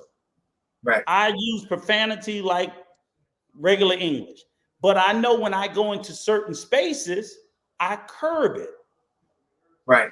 Why do I curb it? because I know I will be judged by people around me for the excessive uses of it. Hey, listen, Nikki, let's do current. I like that question about currency. Let's do that one, please, if you don't mind. Oh yeah. Currency Goddess says, is it judgment or is it holding someone accountable? I just think it's cowardly to say that I have to diminish my voice because someone may not be comfortable. Come on now. Now I will say this. Here's part of it, John, right? Mm-hmm. And I'm saying I gotta give mad respect to Sister African Dominican Valentine. I love her because she came up here to confront me about her boy, right? Because I know when I be calling motherfuckers' names out, I know, and I'm not saying you, Dr. HB. Right. I know Haitian, Quan. I know y'all love some Taylor, right? So when I'm stepping on their boys' toes, they be going, ouch, ouch, ouch. Let me go up there and fuck Rico up. He messing with my man, right? And I know certain content creators' names I say that y'all like these guys. I get that. And I'm not telling y'all not to like them. I'm not telling y'all not to continue to consume their content. I'm telling you that there are people who do also watch their content and see their content, and we see it a different way. Mm-hmm. Don't like I know everybody don't love Coach. I like his content, but guess what? There's been motherfuckers that done told me, Rico, they're gonna be coming after Coach. Then I'm like, okay, now I'll be standing next to the motherfucker. We be ready to go. It's just gonna be what it's gonna be, you know. But I get that. I'm not going to get if someone come to me and say Coach says something really crazy and sideways, as I said earlier, I'm gonna look at it, and if that shit is really sideways, I'm like, okay, you're right, and then I'm gonna have to go to him because I told him I'm not gonna sit there and back him on some shit that's just like really, really crazy and off the hook. I'm be like, nah, you got to stand on your own because I'm not with that. You know, Rico didn't even told me to take some shit down before take it down. Even Nikki be like, nah, we need to take that down. just don't work. No. Yeah. No. Yeah. Or either you do that shit on your own because I just it don't sit right with me. Again, I'm very respectful of his channel, his leadership, his right to do whatever he wants. But there are certain things that it's just like, this a lot of I even get comments like, hey man, you allow Rico to say stuff and it's hurting your channel. My channel is growing every day. I'm almost at 10,000 subscribers. So the 50, 60 people that I lost or we lost because y'all said, if you keep Rico on the channel, I'm going to unsubscribe to you. So I don't care. I can't please everybody. I'm not perfect. I try my best. I try to stay humble, just like I just gave Taylor Made credit. He was one of the pioneers, and he put me on his channel, and my channel blew up, just like it blew up when the Boris had me on the channel, and the rest of them. So sent you about 25 emails. Get rid of that nigga. Here's the deal. Here's the deal. Exactly. But for me, the bottom line is about his ass. Rico and I have had our little disagreements here and there and whatever else. But at the end of the day, I love when Rico is on the show because what do they want us to do? They want us to sit here and high five and hug and kiss each other and get along every goddamn time. Like, who the shit wants that? That's boring as hell. Like, no, we need to hear opposing opinions. And even if I don't agree with whatever Rico says, what am I going to do? Hate him? No. I still care for Rico. That's still my partner on this show. It is what it is. And that's exactly why earlier I gave him the opportunity to speak on the bullshit about, I didn't mean to cut you off. Rico doesn't love black women because he's not married to a black woman. It's like, come on, bro. I've had that same weird ass hate to me because I'm planning to marry a Dominican man. Oh, she doesn't love black men. My father's a black man. My mom's a black woman. Like, get the fuck out of here. It's like so stupid. Bottom line, all I'm saying is that's what I mean. I got to cut you off, but because that's what I love about you. you have pulled me to the side. You put stuff in private chats like, Coach, I love you to death, but please don't say What that up? no more. See, this is one Please. of my What's up, dudes. brother? What's up? What's up, brother? Hey, how y'all doing? All right. But This is my baby goon. Oh man, that's your baby son. I'm like, I ain't worried about these motherfuckers. I got 5 goons. This the baby. Yeah, see, he looked like he'll run up on somebody. This the baby, right? I be chilling, man. I be chilling. So That's I'm what's like, up, brother. okay, fuck around, find out. Right, but Nikki, but like the thing is like Nikki has had to pull me to the side and say, "Hey, Coach, I didn't like that comment. I didn't like this," and I say, "Okay, I'm sorry." But we don't hate each other and be like, I don't like you no more, and I'm not gonna support you no more. I care about people. And Rico, like you said, Nikki, you said this about Rico. You was like, Rico, y'all have got into it, but you still care about Rico, and you know Rico really got a soft heart. He's a softie on the inside. He really is. He on mute right now. He on mute right now. Well, I want to say. Now I do want to say this. Just and I'll say this and hold that thought real quick. When that girl got on you because you said something about her, because you cared about her daughter, and you was like, and her son, it was her daughter or son, like, hey, why don't put your child in this situation? And she took it like you were trying to be evil toward her, but you was not. No. But go ahead. Exactly. And here's the deal. A hit dog will holler. You understand that? Right. The bottom line is that what Rika was trying to say was, I care about your child, and I would hope that you would care about your child more than I do. And that's Right. really what that is. And that's not being ugly. That's saying, listen, and again, like I said, a hit dog will holler. When you feel that whatever someone is saying that's nasty and hurtful and dirty about you, when you believe it, that is a you problem. That means, what do I need to work on? Because if somebody came in here right now and said, oh, Nikki, you ugly, you stupid, you ain't never had shit, you ain't never gonna have shit, I'm looking at them like, you clearly don't know me, because I'm resilient as hell. I've Right. lost shit and I've gained shit. I've lost it and I've gotten it again. And I will always be resilient. You know what I mean? Like, I know that about myself. Resilience is in me. So I'm not going to argue with you. I'm not going to get mad with you. I'm going to say, hey, that's cool that you feel that way. Like, I cannot argue with someone about something that I know to be completely false about myself. Like, come on, bro. You don't, that's just not how that goes. And, that's what I love about our channel. We come together, we have our disagreements, we talk about different things here and there, and that's exactly how it should be. And I feel like I really appreciated the conversation about TaylorMade and how that went. Unfortunately, my phone died just as it was getting really good, which is why I didn't have a moment to say anything about it. But I feel like, everything that you said, Rico, was right on point, and you as well, John, right on freaking point. And yeah. Yeah, I mean, I appreciate it. I just want to say this again. Like I said, I don't make it my business. I mean, like, I'm not trying to come to Coach's channel and make it about bashing on other YouTubers or anything like that. That's not, I'll be honest. And there's no hatred, because the first thing, that's going to be the next thing everybody goes, this is what they're going to do. Oh, they just hate us. We got more subs and shit like that. And listen to the argument and the narrative that the other channels will spin. They just hating on me because I got more subs than them. But see, what you have to ask yourself is this, okay, listeners. And I tell listeners and subscribers all the time, you are the currency. You are the money and the value. What they want you to believe is that their message and their message alone is all that you should be listening to, and you shouldn't be listening to any other voices.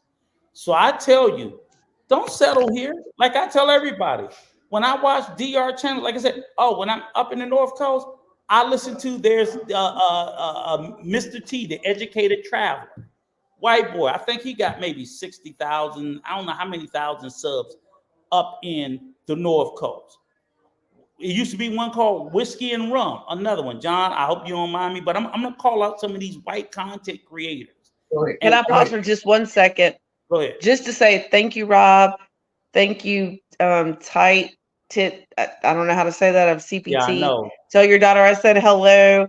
Currency Goddess, thank you for that. I just want to make sure that I got my thank yous in for your sweet comments. Cool.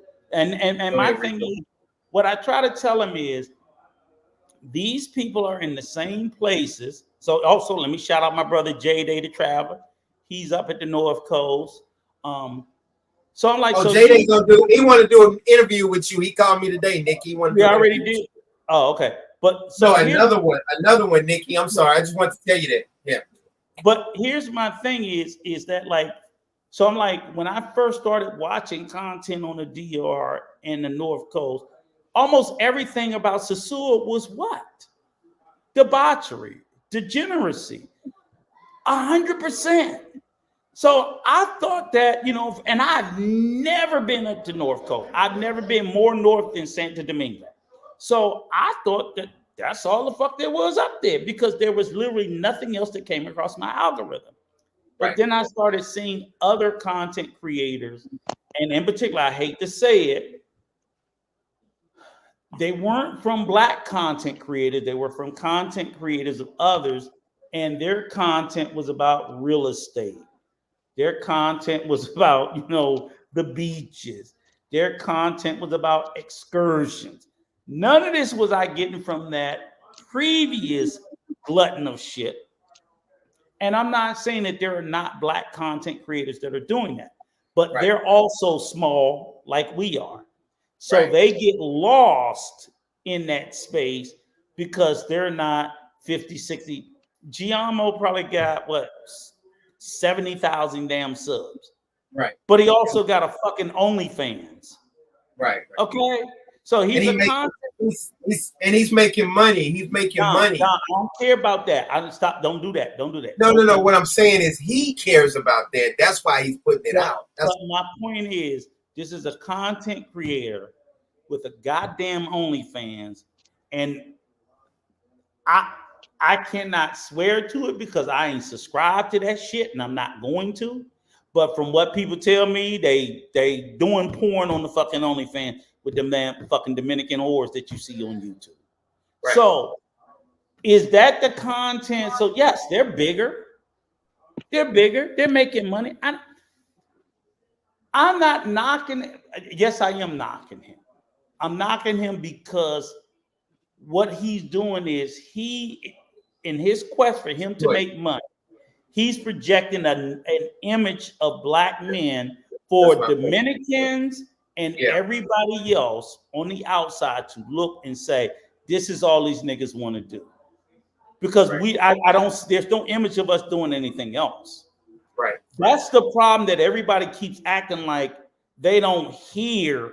You're right. See, Haitian gunman, click here. Mr. T is cool, but he don't give the real nitty gritty. Exactly. He not giving you hoes. That's when you say real nitty gritty, Haitian gunman. That's what you're talking about. You want to see hoes. Right. But why the fuck do we have to sit there and make it seem like that's the only thing we do? Yeah. We do nothing else. I mean, you told me you wouldn't even be on my channel if I would have started with that hoes and tricks and all that stuff. I like beautiful women too, but goddamn, can a nigga show something else? And Manuel gets upset at that. Manuel said, man, please stop talking about just having sex and prostitutes in the Dominican Republic. It's that's what he gets frustrated about. And here, okay, and I'll accept that 1,000%, Dr. Black, right? Oh, what did he say? Let's read it. Let's read it. That's the system of capitalism, because people go to whatever extreme to make a dollar. But that's another subject. Okay, fine. Well, here what I'm saying is this. We're not a channel about capitalism here. This is not what this channel is about.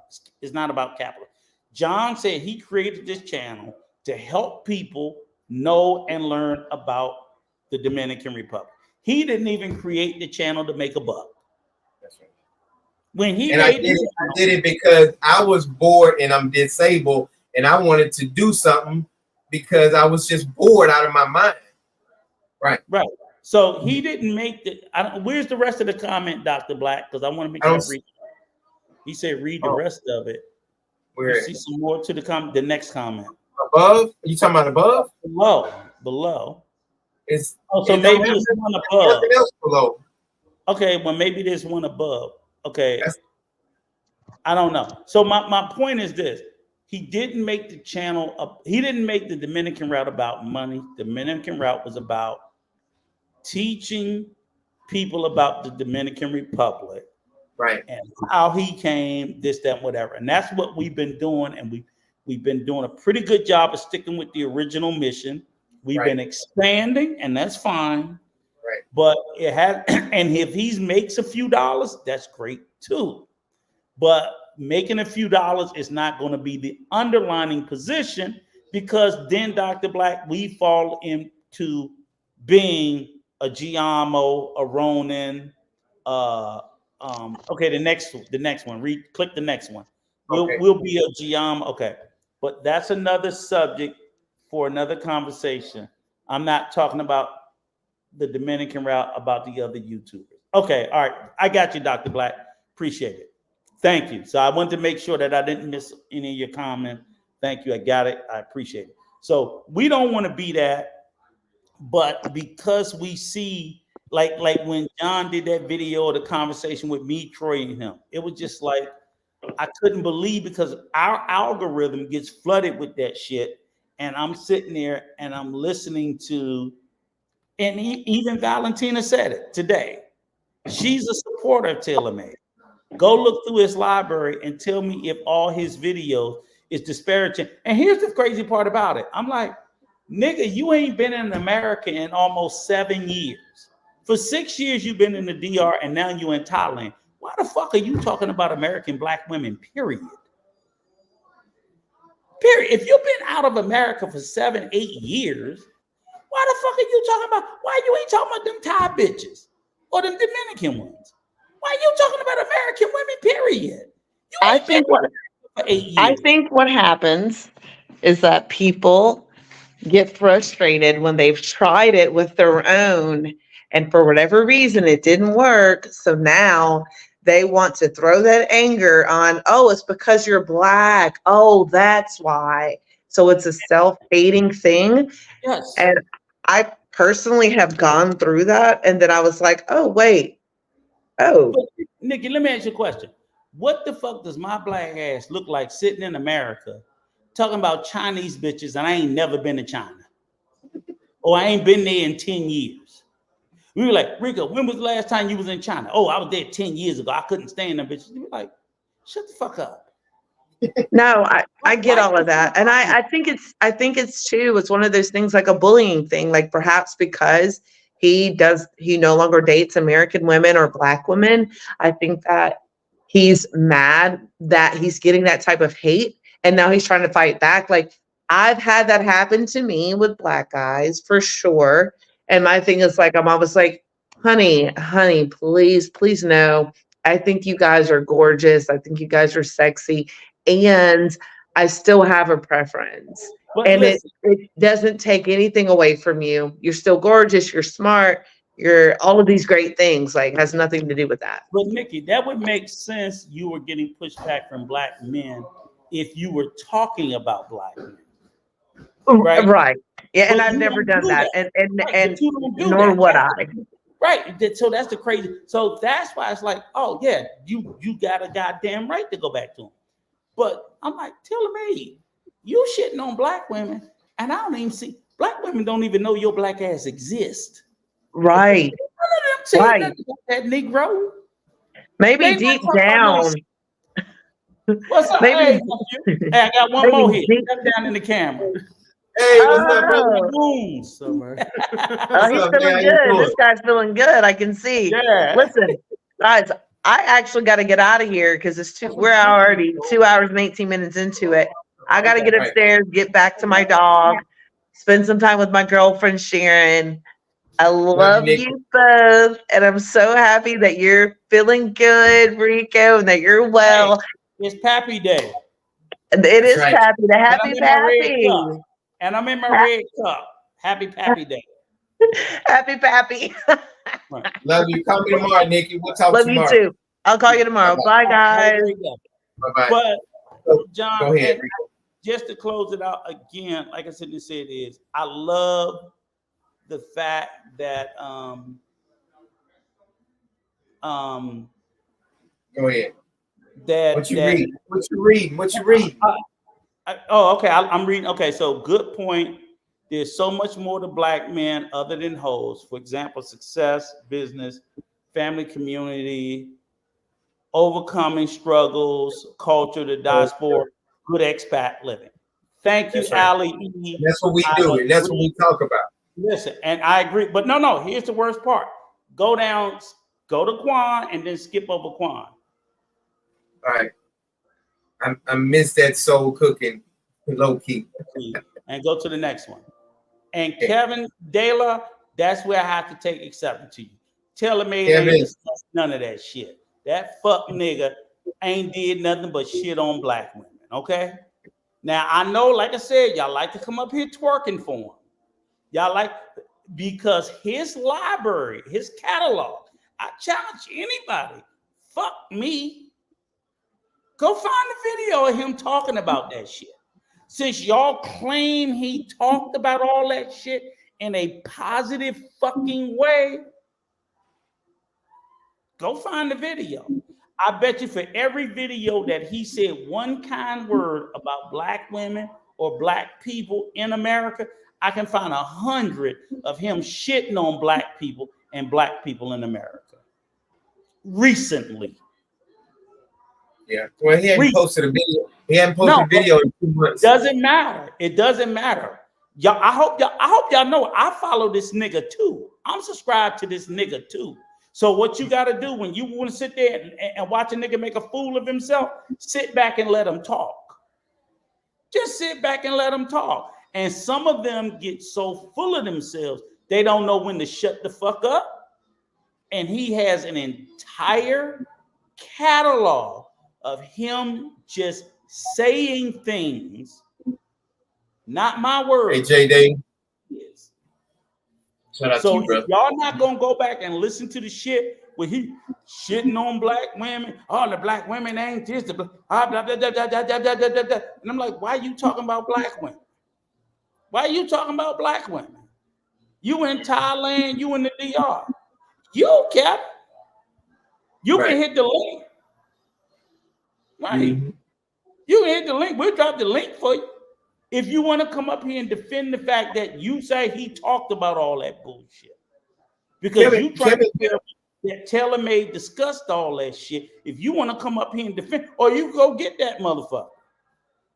Because he don't. And that's what y'all do, those who sit there and love these motherfuckers. Y'all parrot and excuse their bullshit. That's what y'all do. Right. That's what y'all do. Yeah, I'm a it kind of too. right. It made me frustrated on some things that he said, you know, and like I said, he helped propel the Dominican route, but it's still does not have. I'm still gonna say, man, I pull back. Hold up. I pull back from some stuff. The link's right there. Kicks and Travel, the link is right there. Okay. See, y'all sitting in the chat, twerking and crying, but the link's right there. The link's right there. Yes, Jay Rello is a piece of shit and a degenerate. So's Ice City. I don't disagree with you. So's that old fuck nigga Taylor-Made too. Hit the link. Just because y'all like these motherfuckers, don't excuse them from being equally, not equally, they're as responsible as well. We're talking about everybody, and come on, man. I think we've been talking about Taylor-Made more than the other dudes, because we first started talking about some other ones. Kevin Dela, he does shit on American black women. He does. He shits on American black women. You choose not to hear it, but he has multiple videos talking about American black women, their demands, their this, their that, feminism, and all this other stupid shit that he ain't fucking qualified for. Oh, I'm a liar. but I'm having a conversation. You can join it. Well, I won't anyway, hide Rico, I won't bite your fucking head. amazing. The reason we started this is the reason this subject is here is not to bring up. Go down there. I think that might be Taylor. Yep, what's going on, fellas? Hey, what's up, J-Day, brother? What's going on? I missed part of the live. Miss Sharonda told me, she said, you know they going live, right? I'm like, man, I done missed it. You better run now, because you know when you up here with me, you're gonna get in trouble. Listen, I like trouble. That's my last name, man. Bring it on. Shout out to you, bro. You know what? Let me say this real quick. We've been talking about YouTubers in general that's holding them accountable. But like when we say certain people's name, man, it really kind of ruffles some feathers. But I send my props and, respect. But at the same time, we're going to get the point across and say the good and the bad about everybody. I even got, you called me yesterday and you told me, you said, John, I thought, and some other people thought, you started losing your channel at one time because you was having people to run it. And that's just out of respect. You was telling me because you care about me and you want, and I said, yeah, man, I got checked by Rico. I was trying to do some other stuff and it didn't flow right. So I had to go and reset everything. So it's all about holding people accountable and making ourselves better without it ain't hating. It's called being accountable. That's all. One question. Hold on, Coach. JD, are you a dad? Yeah. Happy Father's Day. I appreciate that. Thank you. I meant to tell you that yesterday, but I don't want to be remiss. I'm a father. I'm over here with my youngins, having a good time. But I want to say to anybody, Happy Father's Day if they're a father and what. And same to y'all, man. Same to y'all. Yeah. So when we getting ready to wrap it up in a little bit, brother. But how do you feel? Go a little bit longer. I'm enjoying it. Yeah. But how do you feel?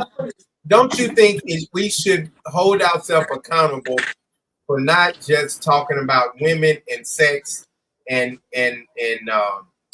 prostitution and how to get hoes in the Dominican Republic? Don't you think we should? Yeah, and I see a lot of that on my. I see a lot of that on my feed. It comes through the YouTube algorithm. Not that I'm looking for that, but it just so happens to pop up, on through my algorithm. Now, I don't knock brothers for what they do, but it's not what you do, it's how you do it. You see what I'm saying? What you need, babes? I got you. Yeah, it's not what you do, it's how you do it. And if you're gonna do that, be discreet. You know what I mean? Be discreet about it. A lot of these brothers, that are exploiting these women on these platforms, a lot of them, we're talking about grown-ass men that's well over 40. That's something that's to be expected from, younger brothers, teenagers, 20s, in the 20s. You could expect that from brothers that age bracket, but to have brothers over 40 carrying on like young ass men, that's a problem. And not just that, it just makes us look bad as a whole. The last time the live that Rico and I did, I had one of my viewers, calling us dirty dogs. You coming out here, exploiting our women. Yeah, this is what he said to me, and I could have got at the brother, but sometimes we got to put ourselves in other people's places. And I said, I can't even be mad at this man. I can't, because brothers flying out to DR and exploit women the way that they do. What makes you think the locals like us? We catching a bad rap from that, and it makes it bad for honest, upright brothers like ourselves who's going out there trying to do something positive. It just makes us look bad as a whole, because they're not looking at the positivity that brothers like us are doing. They're looking at all the negative shit that's going on. That negative shit outweighs the positive.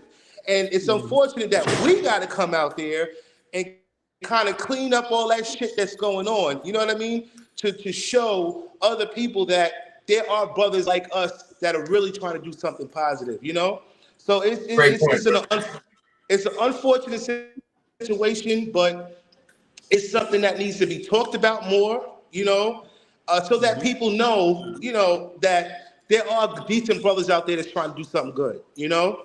Yeah, it's a lot of brothers. It's a lot of brothers out there that gets mad at Rico and me. I don't stay on it, but they get mad. But like, hey, why does it bother you so much? Like, let the nigga do whatever he wants to, but you still showing the world you represent us because you're black. Right. And that's my point. Being black, we represent each other. And oh, here come another nigga acting a fool. Grabbing on girls' ass and pulling out their creep cam and showing ass and titties and disrespecting our women. And it's just, I don't like it. It's just frustrating. My thing is, for the brothers that do it, you know, I say this to them. What if that was your sister or, you know, your daughters? Like, how would you feel if, you know, brothers are exploiting your loved ones like that? You know, sometimes we have to put ourselves in another person's situation in order to, you know, humble ourselves, you know, because a lot of these brothers need to be humbled, you know. Y'all don't do this shit in the States, so what makes you think it's okay to do it in Dominican Republic and these other countries that you're traveling to? Right. That's deep, man. That is, you know? I didn't even think about it like that. You're not doing it in the States. And man, I believe it goes back to people. They're doing whatever they can to make money, and that's why they saying shit and doing shit and showing ass and titties all the time. And like Rico said, why don't you just get a regular job? Like, you at work right now. We all have to work. If I wouldn't be here, I would be at work right now. John, are you breaking up? Oh, sorry. Go ahead. My fault. It's acting up. Go ahead, Rico. Okay. So again, hey J-Day, how you doing, brother? All right, I can hear you clearly. Go ahead, bro. Yeah. So I mean, like I said, my thing is, and again, we went a little long, but I like it, and that's why I don't want it to end just like right now, just a little bit. Let's just delve into a little bit more. Thank you, brother, for coming up on your Father's Day. I know you're still at work, but I think it's important that we flesh out the conversations, because again, and we've had some like all through the chat, and even we had some opposition where a couple of people came up, because I told you before I interviewed with you, I'm like, look, I'm known as the opposition to certain passport bros, right, or certain YouTubers who I've been calling out their narratives. All right, well, let me ask you a question, because Rico, I'm sorry to cut you off. Because what really prompted me to come on here is I was breaking up a little bit to me. Okay, can you hear me, Rico? Can you hear me? I can hear you. I can hear you good. Go ahead. I know. I was saying what prompted me to really come on here is because I seen Rico was kind of going in on TaylorMade. So can I get a backstory on what happened? Wait, can you try? Well, J-Day, start over because you broke up a little bit. No, I was saying what really me to come on here is because I kind of heard you going in on TaylorMade. Is there something that I need to know about? Like what happened? Give me a backstory on that, because you were real. Okay, so can you hear me? Yeah, I can hear you. Yeah. Okay, so what it went into was, and here's the thing. I've never met TaylorMade. Okay. I only know him through his videos. Okay. This is how crazy this shit is. I know him through the content that he's put out. Right. So I sat there and told people, and I tell people all the time, I'm like, look, this is a 60-year-old man that at 60 or 59 years of age decided to willfully impregnate a Dominican girl of the age in her 20s. Okay.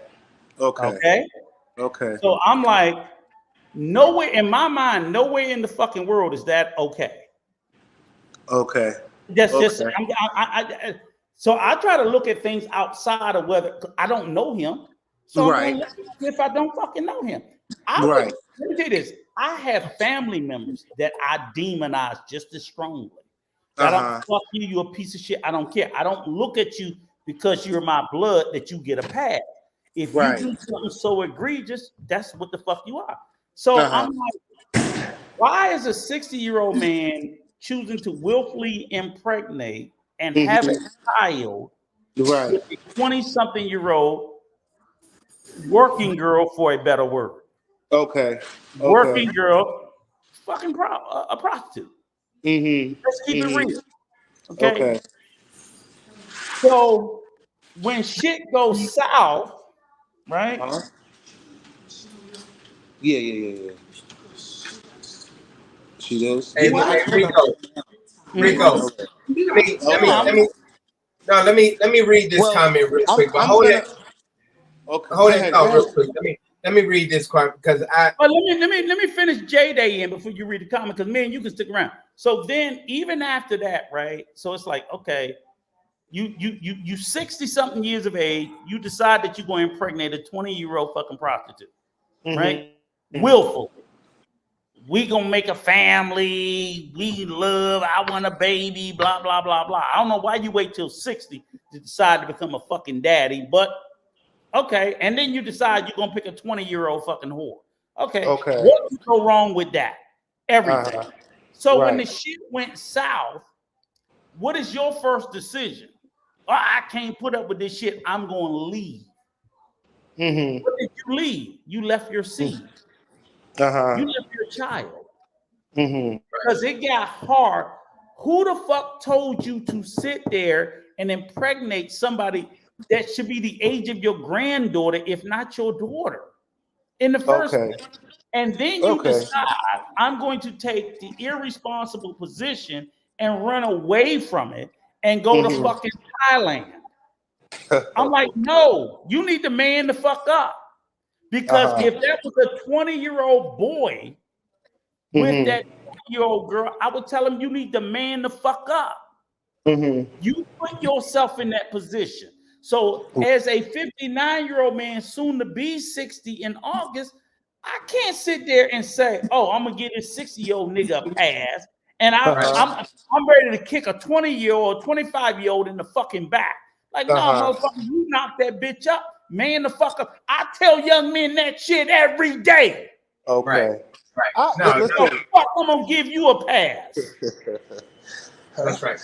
Because you are OG and you supposed to get a pass. I tell young men every fucking day in our community, and we sit here and we talk about fathers not being there for our sons and our fucking daughters, but a 60-year-old motherfucker is okay. Come on. You know what, Rico? I can respect that. I can respect it.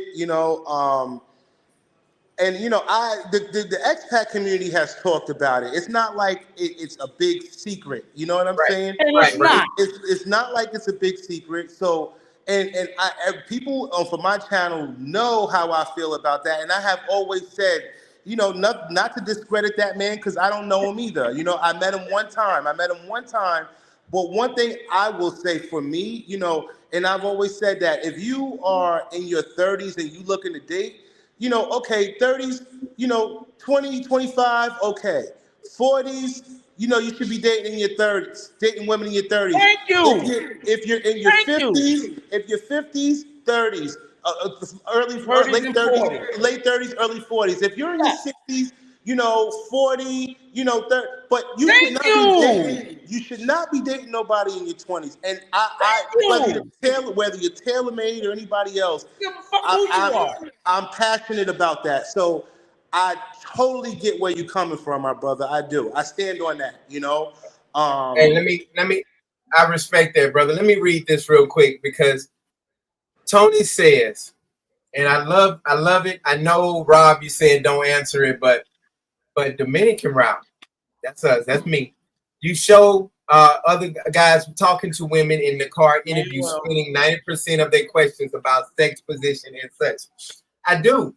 But that's number one, that's Manuel. He's a part of the Dominican route family. Number two, 98% of the other stuff we talk about is everything else.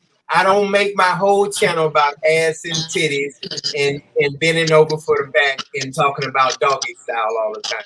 So I understand what you're saying, brother, but it's gonna be more. Manuel has that, and we have it separated. But at the same time, it's talking about different things in the Dominican Republic. So we only not talking about one thing, ass and titties, ass and titties, ass and titties every day. We talk about different things. So I just wanted to tell you that, brother. And it's probably going to be more. So I'm not trying to down people for, talking about sex and stuff, but talk about other stuff and be accountable for it. That was my point. But I got to get off my soapbox. But Tony Avito, you're absolutely right. And we will. And I agree with you. Now, I don't think that's what he's trying to say. He's trying to say, and with all due respect, I think he's trying to say, like, stop talking about other people. Yeah. Go ahead. I know what he's saying. You're right. Okay. And I think he's right about certain things. And I agree with his observation of the video. I just ain't had a chance to cuss your ass out yet. So Tony Avito, I just ain't had a chance to talk to him and Manuel yet. You pointed at the wrong person. When I get a chance, I'm going to talk to them and say, hey, can we dial it back a little bit, fella? Not that we're going to do away with it, because we're not, because Manuel is doing some great work on having some real gritty conversation when he talks to the drug user and so on and so forth. I don't want him to change it, and I'm not going to try to tell him to do, but again, like you said there and said, is yeah, I mean, we think it's a little heavy. It took 4 months because Rico was like, be careful with that. Be careful with it. But at the same time, and he didn't fucking listen, so we got to talk some more. Right, but you said, but he says, Manuel says in the beginning, he said, hey, this is not for certain people. This is not for certain people. This is a disclaimer. But at the same time, look, it's the #1 video in the last month. It has almost it's approaching 10,000 views. But at the same time, we don't talk. 95% of our other videos, we talking about other stuff. Tony Oviedo. In a couple of weeks, I'm gonna be in the car with him. Well, look, thanks for checking in, Jay. I just wanted to jump in real quick, and I did speak to Brooklyn Nomad. Shout out to Brooklyn Nomad. Oh, he called you. Okay, good. So, yeah, we ready to do this whole podcast thing, man.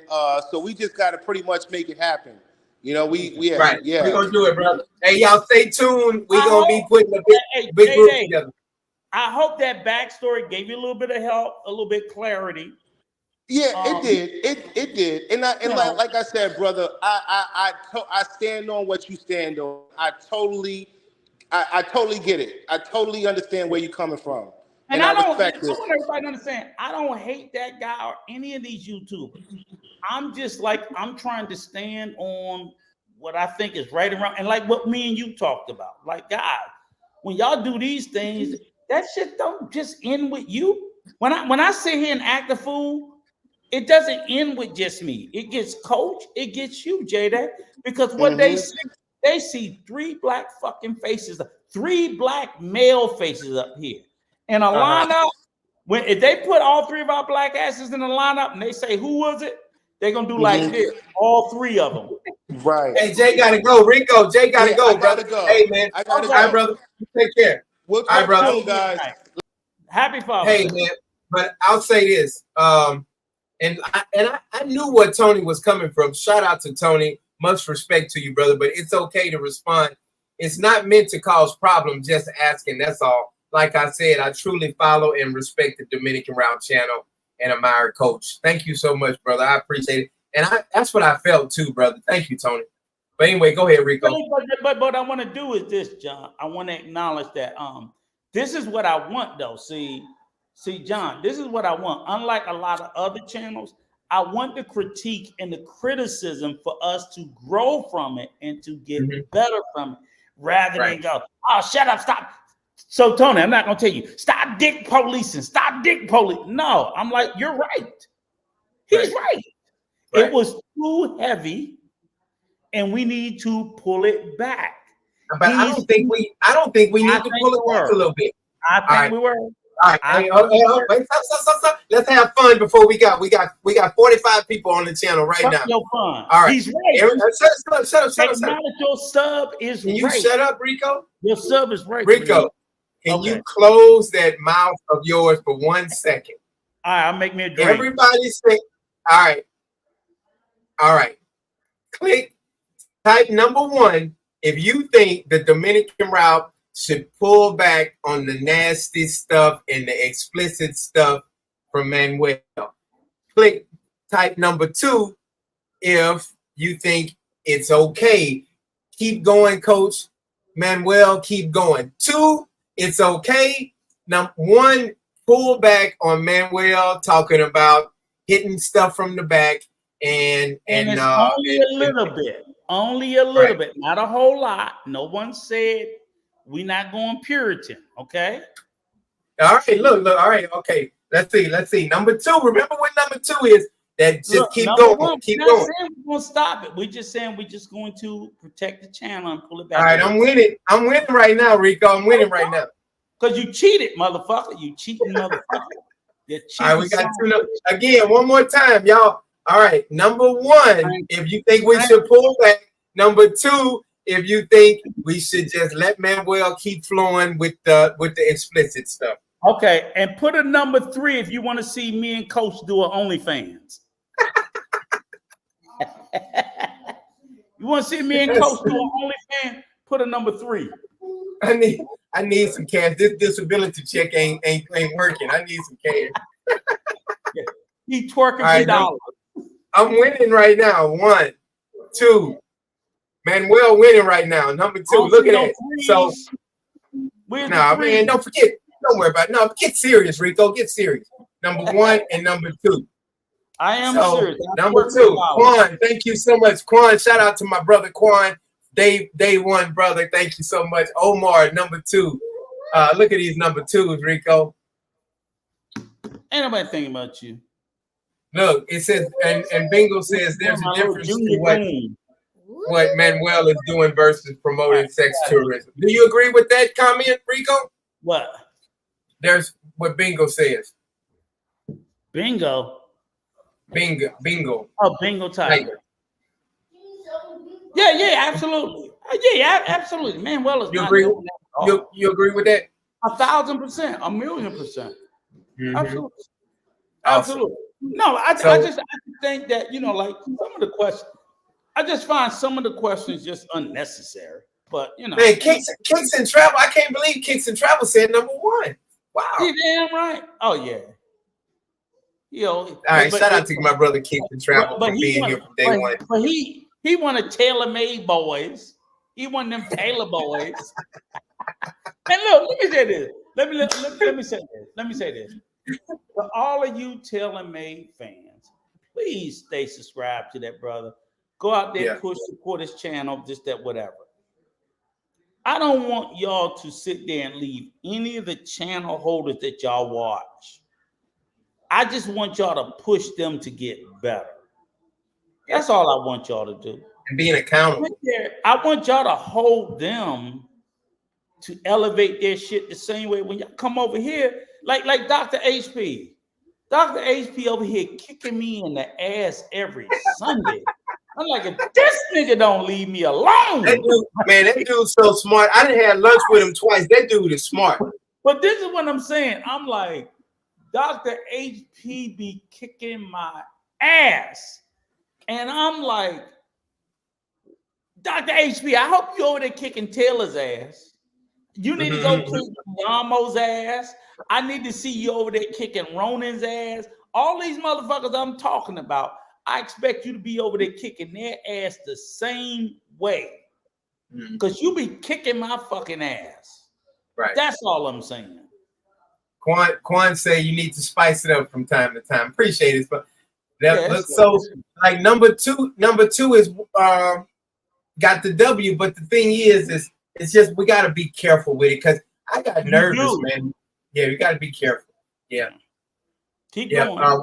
Walter says, number one, elevate. Okay, Walter. All right. 2, we're all adults here. I don't see why people have issue with Manuel talking about adults. It's just a video. It's fine. Yeah, he ain't showing no booty or nothing. That's fine. Thank you, Walter. I agree. And Rico, and coming from Manuel, and then because but you did tell me, Rico, you said let Manuel do his thing, keep it separate, but it's still on the channel, but keep it separate. Yeah. Because go to the next one. I'm having fun. And go ahead. Rico, please tell us what questions do you ask you disagree with? Rico. I was saying that. What is Rob talking about? That who asked that? Manuel asked Rob. Rob, what you talking about, brother? Said, please tell what question do he ask? Okay. And Dr. HP, I swear to God. All right, read it. Let's read, but read it though. Read it. Yeah, I'm gonna read it. And we can still, and then this is to me, because Dr. Black done challenged me in this on several times. So I know this is to me. And we can still sit down and buy you a drink. We can agree to have a conversation with good brother. Good brother. Yep. And he's always telling me, Rico, you ain't gonna come. Something like, no, I promise you I won't. I try to promise you I won't. But it won't be with any malice, or because it's really not even like, with the conversation about Taylor. It's just like I'm probably more hurt and upset and more offended than any vitriol towards the brother. I just like it just hurts me. Dirk, hey, Dirk. So listen, again, Dirk says about Razor Ray channel. You and Razor Ray don't get along, do y'all? No, I call that. Let me just give you all guys. Okay, now all you Razor Rays fans, right? You're gonna get mixed feelings, right? They got into it, y'all. Razor Rays is the fucking idiot. He is. He's not a complete idiot. Razor Rays is not dumb, but he's an idiot. But Razor Rays is definitely a type of person that he's. Shout out to Michael Bonds. He's milking the shit out of the algorithm to make money. He's making a killer. Razor Rays got 10, 15,000 subs, and the super chats and the shit that he make is ridiculous when he goes live. You do these 10, 12 I might get on Razor Ray one day, man. He did. What y'all about me getting on Razor Ray? You go up there, because now you're going to be up there twerking like a fucking passport booty bitch. Because that's it. It's a passport bro channel. You're going to be up there, fuck them black bitches in America. You're going to be up there. Then you're going to get run off. You either going to be like, fuck them black bitches. I hate them. I want to go over there and give me some pretty fucking Latinos or some pretty Thai bitches and fuck the rest of them. Or you ain't shit. That's just the space you have to be in it. And if your position is anything other than that, you're beta, you're blue pill, you're simp, you're this, you're that. I actually like Razor Rays. Razor Rays is moderately intelligent. He is not a bad person. I don't even think he hates black women. That motherfucker just making money. And he knows that passport bro space is full of dummies that he can make money off of. So every time I click on Razor Ray, he's talking about somebody getting clipped in Colombia or robbed or getting killed. That's what I see with Razor Ray. That motherfucker has been to Colombia 3 times in the last 10 years. So he ain't even deeply versed in Colombia. Right, but he does a lot of talking. He knows about every passport bro or expat. He knows because people send him that shit, not because he knows it. He doesn't study it or anything like that. People send him. They have those WhatsApp group chats. Yeah, people send him shit. He doesn't know it because he studies them or he knows anything. He doesn't know shit. He's a fucking moron. Sexy Marie says, "Don't change nothing, Coach." Go back to Rob's question. What does he ask? Go back to Michael Bond's question. All right. 2, and we're trying to. Oh yeah, they want to see us to have an OnlyFans. That'll never happen, and we wouldn't make. Hey, I probably end up on y'all money if I do that. I'll be in the hole. Thank you, Michael. But no, that's the new shit, right? Motherfuckers now, like, look, listen at it. All these guys, it's like, first of all, it started like this is how this everybody. I want everybody to listen. This is the way it went, right? So hold on for a second, Coach. Go ahead. So you got a channel, right? Right. You know what the next step is, right? Right now, all we have is a regular channel. Regular, right. we regular smuggler is shit, right? Coach got 10,000 subs. We regular smuggler. He's supposed to make a members only. So now, once he makes members only, he charges all you motherfuckers $5.99, $4.99 a month for members only content. So we make content videos and we put in members only, and only if you are a member do you get to see it. That's the first trick that these motherfuckers use, right? Right. I'm telling you, it's a scheme. Well, can I say this real quick? Let me say this real quick. Man, I already told you, Manuel wants, I talked to you about it. Manuel wants to do not naked, not X-rated, but he got beautiful women where he wants to do it private, like you were saying, members only. And he wants to do it and have beautiful women on the beach taking their clothes off and putting it under the Dominican Route channel. I said, well, Manuel, let's take it. I said, Manuel, let's take it one step at a time. And I said, let's do this right here because we got some explicit stuff going now. But now what he wants to do is take a girl to the beach and cook and put their swimsuit on and all of that stuff. So that's just something that's in the back, and I know a lot of people gonna love it. It's gonna blow the channel up, but some people are gonna be like, Coach, you got Soul on the channel, you got Jordan on the channel, you got this, you got that. So you just I gotta be careful with it, but that's one thing that we are considering. Okay.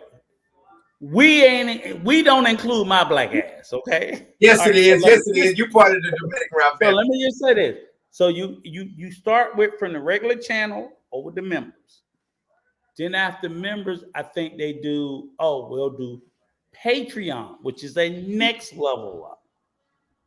Okay, gotcha. So YouTube content creators, I got my regular page, then I do my membership.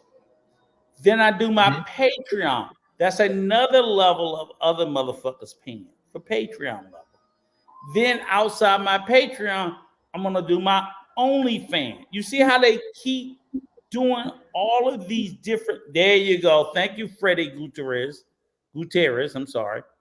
They literally keep doing these different levels, and each time they do a different level, different people pay. Because again, when you get to Patreon or you get to OnlyFans, they're putting porn. Right. OnlyFans is porn. Right. People are doing soft and hard. It's a lot of videos out there where they show beautiful women cooking. What about that woman? Everybody knows this woman, that black woman that has the shotguns and the machine guns and the AK-47s. And yes, all she do is shoot guns and cook and show her booty. Yes. And she got 500,000 subscribers and so I know exactly who you're talking about from Florida. But anyway, let me answer this question. Jennifer says, no, the girls did not raise enough money, but thank y'all for y'all donations. Thank everybody for all y'all donations. They were a little kind of hurt or whatever, but it's fine. I'm kind of pulling back on donations and everything because I don't want my channel to be about donations. So thank y'all so much for everything y'all have done. We tried to raise some money for them. I think we raised $150 for Darlene and them. So I appreciate it. Talking about money all the time, it's a turn off for me. And I don't even like other channels talking about money all the time because it gets exhausting. Yeah. But go ahead, brother, before we wrap it up, brother. Go ahead. Yeah. So that was just talking about just the different levels of you know, asking for money, what they call e-begging, so on and so forth. So, right. Freddie, you heard what Freddie said? What? You better tell Manuel to put it on Patreon, not on YouTube, Coach. Pretty But much. hey, what about the girl that's shooting the AK-47 and all the machine guns and that's, what's good for them ain't good for us. It don't matter. That's true. That's true. It don't. So matter. we'll talk about it more, man. We had a great topic. You ruffled some feathers today, Rico, with the I hope so. Because that was my intention. That's right. That's right. So next Sunday we'll do it again with. Hey, shout out to Brother Clarence. Shout out to Brother Clarence and Sister OG Retreats. And Brother Clarence, happy Pappy Day to you, sir. Happy Father. Hey, brother. Hey, Rico, I'm gonna go ahead and I don't understand the problem with adding a Patreon. If an adult wants to spend $3.99 to see some beautiful women, it's their money. Rob, what you think about that, Rico? Rob, you gonna pay $3.99? You gonna see somebody that look like Coach? Like, oh Lord. Shit, you hey, brother. Hey, happy Father's Day, Rico. We're gonna go. I got it. Soul want her room back, so I gotta give her kitties back. Stop lying on your kitties. All right, brother. I'm gonna holler at you tomorrow, man. Yes, sir. Hey, shout out to the Dominican Ralph family. God bless y'all. See y'all later, man. Peace. Peace.